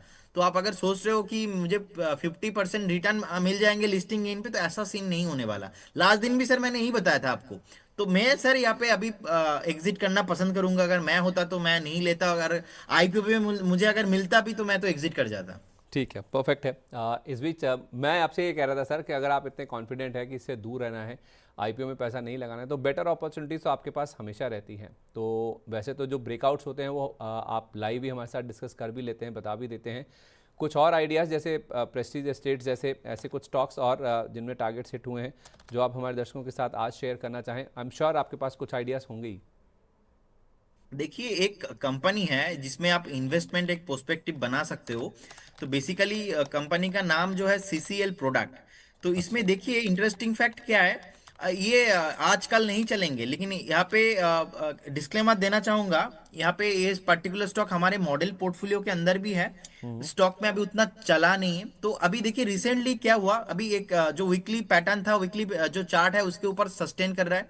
795 इसके ऊपर ब्रेकआउट आया है। 800 के ऊपर सस्टेन भी कर रहा है। अभी 880 के आसपास चल रहा है, लेकिन मेरा टारगेट बहुत बड़ा है इस काउंटर में। लगातार अब लास्ट 3 से 4 साल देखेंगे, अच्छा पैसा बना के दिया है। नियर अबाउट 300 के जोन से 400 500 700। तो अभी का जो ब्रेकआउट है, एज पर द ब्रेकआउट मुझे लगता है बहुत जल्दी आपको यहाँ पे 950 का टारगेट आना चाहिए। और सेकंड टारगेट जो मेरा होगा वो 1000 के ऊपर है। सो आपको यहाँ पे 6 से 8 महीना एक बार वेट करके जाना है, इन्वेस्टमेंट करना है, ट्रेडिंग वाला काउंटर नहीं है। तो सीसीएल प्रोडक्ट में बाई रहेगा करेंट सीएमपी से। और मुझे लगता है आपको एक स्टॉप लॉस मेंटेन करना रहेगा। स्टॉप लॉस रहेगा आपका यहाँ पे 800 के आसपास। 800 आप स्टॉप लॉस मेंटेन कीजिए। 80 रुपीज का स्टॉप लॉस रहेगा। पहला टारगेट रहेगा 950 और उसके सेकंड टारगेट मुझे लगता है कि 1000 के ऊपर भी जाने का पॉसिबिलिटीज है। मल्टीवेगर स्टॉक होने का बहुत ही इसमें पॉसिबिलिटीज है। फंडामेंटल स्ट्रक्चर बहुत अच्छा है, टेक्निकल भी बहुत बढ़िया है। चलिए ठीक है, एक ही नाम है सर? सर एक ही नाम है, बाकी अभी तो कुछ नहीं आ रहा है, जैसे ही आएंगे मैं बता दूंगा सर आपको। ठीक है, परफेक्ट है। तो एसकेएफ इंडिया आपने आज बताया ही है, एक स्टॉक पहले भी 4925 के आसपास। इसके अलावा कैमलिन फाइन साइंसेज जिसका पहला टारगेट आया आज 255 और का। इंटरेस्टिंग पॉइंट संदीप जी यही है, मैंने आपसे अगर लास्ट 3-4 महीने में 50 स्टॉक डिस्कशन किया है, हार्डली सर उसमें 7 से 8 स्टॉक में स्टॉप लॉस लगा है। बाकी 40 और 38 स्टॉक में टारगेट ही अचीव हुआ है। इन इंटरेस्टिंग फैक्ट और एक है, लास्ट 3 हफ्ते में मैंने आपको जो भी स्टॉक बताया, हार्डली सर 1 से 2 स्टॉक पे स्टॉप लॉस कटा है, बाकी ऑल स्टॉक में टारगेट अचीव हुआ है। और इंटरेस्टिंग फैक्ट और एक है, लास्ट दिन भी जो मैंने 3 स्टॉक बता के गया, 3 स्टॉक का तो 2 स्टॉक का टारगेट अचीव हो गया।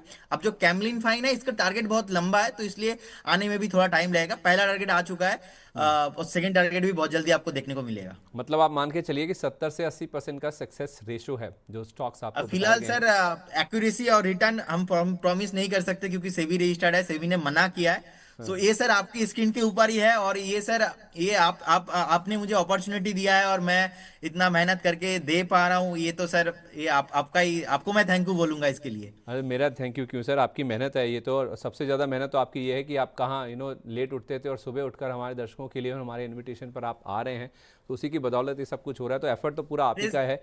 और आई होप हमारे दर्शक भी, अगर किसी को मुनाफा हुआ है या फिर उन्होंने आपके कॉल से पैसा बनाया है या प्रॉफिट कमाया है, तो ज़रूर अपने कमेंट्स हमारे साथ ज़रूर शेयर कीजिए कि आपने किस स्टॉक में प्रदीप सर के कहने पर कमाई की है। क्योंकि वो कह रहे हैं कि अगर 50 स्टॉक्स दिए तो उसमें 38 से 40 स्टॉक्स ऐसे हैं जिनके टारगेट हिट होते हुए दिखे हैं। केवल 10 से 12 स्टॉक ऐसे हैं जिनके स्टॉप लॉसेस ट्रिगर हुए हैं। तो उस लिहाज से 10 में से 8 कॉल्स ऐसी हैं जिनके टारगेट्स अचीव होते हुए दिखे हैं। तो पैसा बना है, जैसे आपको स्टॉक्स बताए भी गए हैं। और अब सर जो हमारे साथ दर्शक जुड़ रहे हैं, कुछ सवाल जो आ रहे हैं ना, वो अदानी ग्रुप को लेकर बहुत सवाल आ रहे हैं। आपने स्टार्टिंग में जैसे कहा भी था कि कोई भी डिप मिलता है 5 से 10% का किसी भी दिन, तो आपको यहाँ पे खरीदारी करनी चाहिए। कुछ सर इंटरडे वाले भी हैं दर्शक हमारे। एक तो सवाल आ रहा है नितिन देशवाल जी का एटीजीएल में, इसमें कह रहे हैं कि स्टॉप लॉस क्या रखें सर, 684 पर बाइंग है। और दूसरा एक दो नाम थे, अदानी ग्रीन, अदानी पावर या अदानी पोर्ट, इसको लेकर पूछे थे कि क्या आज इनमें खरीदारी कर सकते हैं क्या? देखिए आज मैं कहूंगा कि अवॉइड ही करना है, बाय नहीं करना है। एंटायर अदानी काउंटर में मैं सेम स्टेटमेंट, मुझे लगता है कहीं ना किसी दिन, एक हफ्ता, नेक्स्ट 2-3 हफ्ते में कभी ना कभी आपको मिलेंगे 4 से 5 टका डाउन, 7 टका डाउन, उसी दिन आपको बाय ऑन डीप करना है। और देखिए एटीजीएल का अभी स्टॉप लॉस अभी 677 के आसपास चल रहा है सर। मुझे लगता है आपको एक बार 645 के स्टॉप लॉस के साथ यहाँ पे बने रहना है, वेट कीजिए। अच्छा चार्ट स्ट्रक्चर है, कोई प्रॉब्लम नहीं है। मुझे लगता है बहुत जल्दी आपको ये 700 के ऊपर आते हुए दिखेंगे। ठीक है, परफेक्ट है। एक सर IGIL के नाम से एक शेयर है, इंटरनेशनल जेमोलॉजिकल इंस्टीट्यूट। इसमें आज 5% का अप मूव दिख रहा है। 400 रुपये का लेवल इसने पार किया। हमारे एक दर्शक हैं शेख मोहम्मद साबुद्दीन जी, वो कह रहे हैं कि good morning sir, international gemological institute के 35 शेयर हैं IPO वाले, काफ़ी दिनों से लॉस में हूँ, सेल करें या फिर अभी होल्ड करें? मैं इसका इशू प्राइस देख लेता हूँ सर। 400 रुपये का लेवल इसने आज पार किया है, 5% का अप मूव है, लेकिन ये कह रहे हैं कि इनको अभी भी घाटा हो रहा है। इस स्टॉक पर आपकी क्या राय होगी? ओके कौन सा स्टॉक बताया सर? IGIL? हाँ IGIL सर, इसका 417 रुपये का इशू प्राइस था। आज इसने 400 रुपये का लेवल पार किया है, 5% का अप मूव है इसमें। आप स्क्रीन पर देख भी पा रहे हैं 408 रुपये का लेवल है। 417 रुपये इनकी कॉस्ट है सर, अगर इन्होंने IPO में लिया है, क्योंकि 35 शेयरों का लॉट था वो मुझे दिख रहा है। तो उस लिहाज से ये 417 का वेट कर रहे हैं, आ जाएगा? आप बने रहिए इसमें, आपको एक बार वेट करके चलना है। अभी 408 के आसपास चल रहा है, आपको एक स्टॉप लॉस मेंटेन करना है। स्टॉप लॉस रहेगा 393 रहेगा स्टॉप लॉस, बने रहिए। और एक बार जैसे कि अभी ब्रेकआउट 405 के ऊपर आ ही चुका है, तो मुझे लगता है ज्यादा चलता नहीं है, थोड़ा धीरे धीरे चलता है। 417 बहुत जल्दी आपको आते हुए दिखेंगे। आपको एग्जिट नहीं करना, आप एग्जिट करेंगे ऑलमोस्ट 450 के आसपास। 450 मुझे लगता है पहला टारगेट यहाँ पे आना चाहिए। और 450 के ऊपर अगर सस्टेन करता है तो उस केस में मुझे लगता है एक बार आपको 520 और 530 तक आने का भी पोटेंशियल है। तो बने रहिए इस काउंटर के साथ। ठीक है सर, मैंने आपसे कहा था आखिरी क्वेश्चन है, लेकिन एक क्वेश्चन और ले रहा हूँ। उसका रीज़न है, आप कोलकाता से आते हो और जो सवाल आया वो भी कोलकाता की कंपनी का है। ऋषभ जी का सवाल है, ये कह रहे हैं कि मेरे पास बंधन बैंक के शेयर हैं। सर आप तो इसको इन एंड आउट समझते हैं क्योंकि ये कोलकाता बेस्ड बैंक ही है। 2000 शेयर इनके पास हैं सर, 198 रुपये के रेट पर इन्होंने ले रखे हैं और कह रहे हैं कि what are your thoughts, should I hold it further and what will be the 3 to 4 months target of it, please share your opinion and strategy. 198 पे लिया सर, 168 के भी नीचे है, 2000 क्वांटिटी है, 30 रुपये पर शेयर का लॉस है। देखिए स्पेशली कोलकाता से है तो आपको नमस्कार नमस्कार अपना के। सो बेसिकली देखिए बंधन बैंक का जो ओवरऑल स्ट्रक्चर देखेंगे आईपीओ होने के बाद कभी भी 1% भी रिटर्न इन्वेस्टर को दे नहीं पाया। इनका जो पहला का जो सीईओ है चंद्रशेखर घोष जी, जिन्होंने बहुत मेहनत करके कंपनी को बनाया। देखिए अल्टीमेटली आई रेस्पेक्ट कि इतना बड़ा बैंक है। अभी बंधन का जो स्मॉल कैप का जो म्यूचुअल फंड है वो भी बहुत बढ़िया रिटर्न दिया, लेकिन स्पेशली का जो बंधन बैंक का इनका एनपी है दिन पे दिन बढ़ता ही चले जा रहा है इसमें। और देखिए यहाँ पे प्रेशर भी बना है और लगातार लास्ट 2 साल 3 साल 4 साल देखेंगे रिटर्न कुछ नहीं है ये इसमें। रिसेंटली एक बॉटम बनाया 130 के आसपास, तो उसके बाद अभी थोड़ा बहुत बाउंस बैक आया है यहाँ पे क्योंकि बैंकिंग स्टॉक में एक रिकवरी आया है। Bank Nifty all time high के आसपास है, लेकिन बंधन बैंक ने फिर भी इन्वेस्टर को रिटर्न दे नहीं पाया, 200 के ऊपर भी सस्टेन नहीं कर पा रहा है। सो रिसेंटली जो सीईओ अपॉइंटेड हुआ है रिसेंटली चंद्रशेखर घोष जी जाने के बाद, पार्थ प्रतिम सेनगुप्ता जी है, वो भी अभी बहुत बढ़िया लेवल का मतलब सीईओ है। और मुझे लगता है कि उनका प्रोफाइल भी मैंने बहुत स्टडी किया, अच्छा लगता है। लेकिन मुझे लगता है कि बंधन बैंक के साथ रहना मतलब आपको बहुत टाइम चला जाएगा। और स्पेशली देखिए बैंक तो बढ़िया है लेकिन इनका एनपीए का प्रॉब्लम है और चल नहीं रहा है स्टॉक। अभी 130 के आसपास बॉटम बना है, क्या पता नेक्स्ट बॉटम 120 के आसपास बनाए। तो इसमें बेटर होगा कभी भी आपका जो कॉस्टिंग है बाइंग प्राइस है मिलता है तो एग्जिट कीजिए। आप बने रहे इस काउंटर में फिलहाल अभी विथ स्टॉप लॉस ऑफ 130 कभी भी टच करता है तो आपको यहाँ पे रहना नहीं है। और इस काउंटर पे मुझे लगता है कि पैसा बनाने का अभी प्राइस एक्शंस पे वो हो नहीं रहा है फिलहाल। वो बात अलग है कि न्यू सीईओ आ गया या यहाँ पे कुछ धमाका होने वाला है, ऐसा सीन प्राइस एक्शन पे तो सर नहीं दिख रहा है। चलिए ठीक है, कोशिश करें कोई भी बाउंस मिलता है ऋषभ जी आप स्टॉक से निकलने की कोशिश करें। ये राय फिलहाल आपके लिए निकल के सामने आ रही है। बहुत धन्यवाद आपका प्रदीप सर, आज इतना कीमती समय हमारे साथ शेयर करने के लिए। बहुत सारे स्टॉक्स को लेकर बातचीत हुई है, दर्शकों के सवाल भी थे, वैसे भी स्टॉक्स डिस्कस हुए, आपने भी कुछ कॉल्स दी हैं।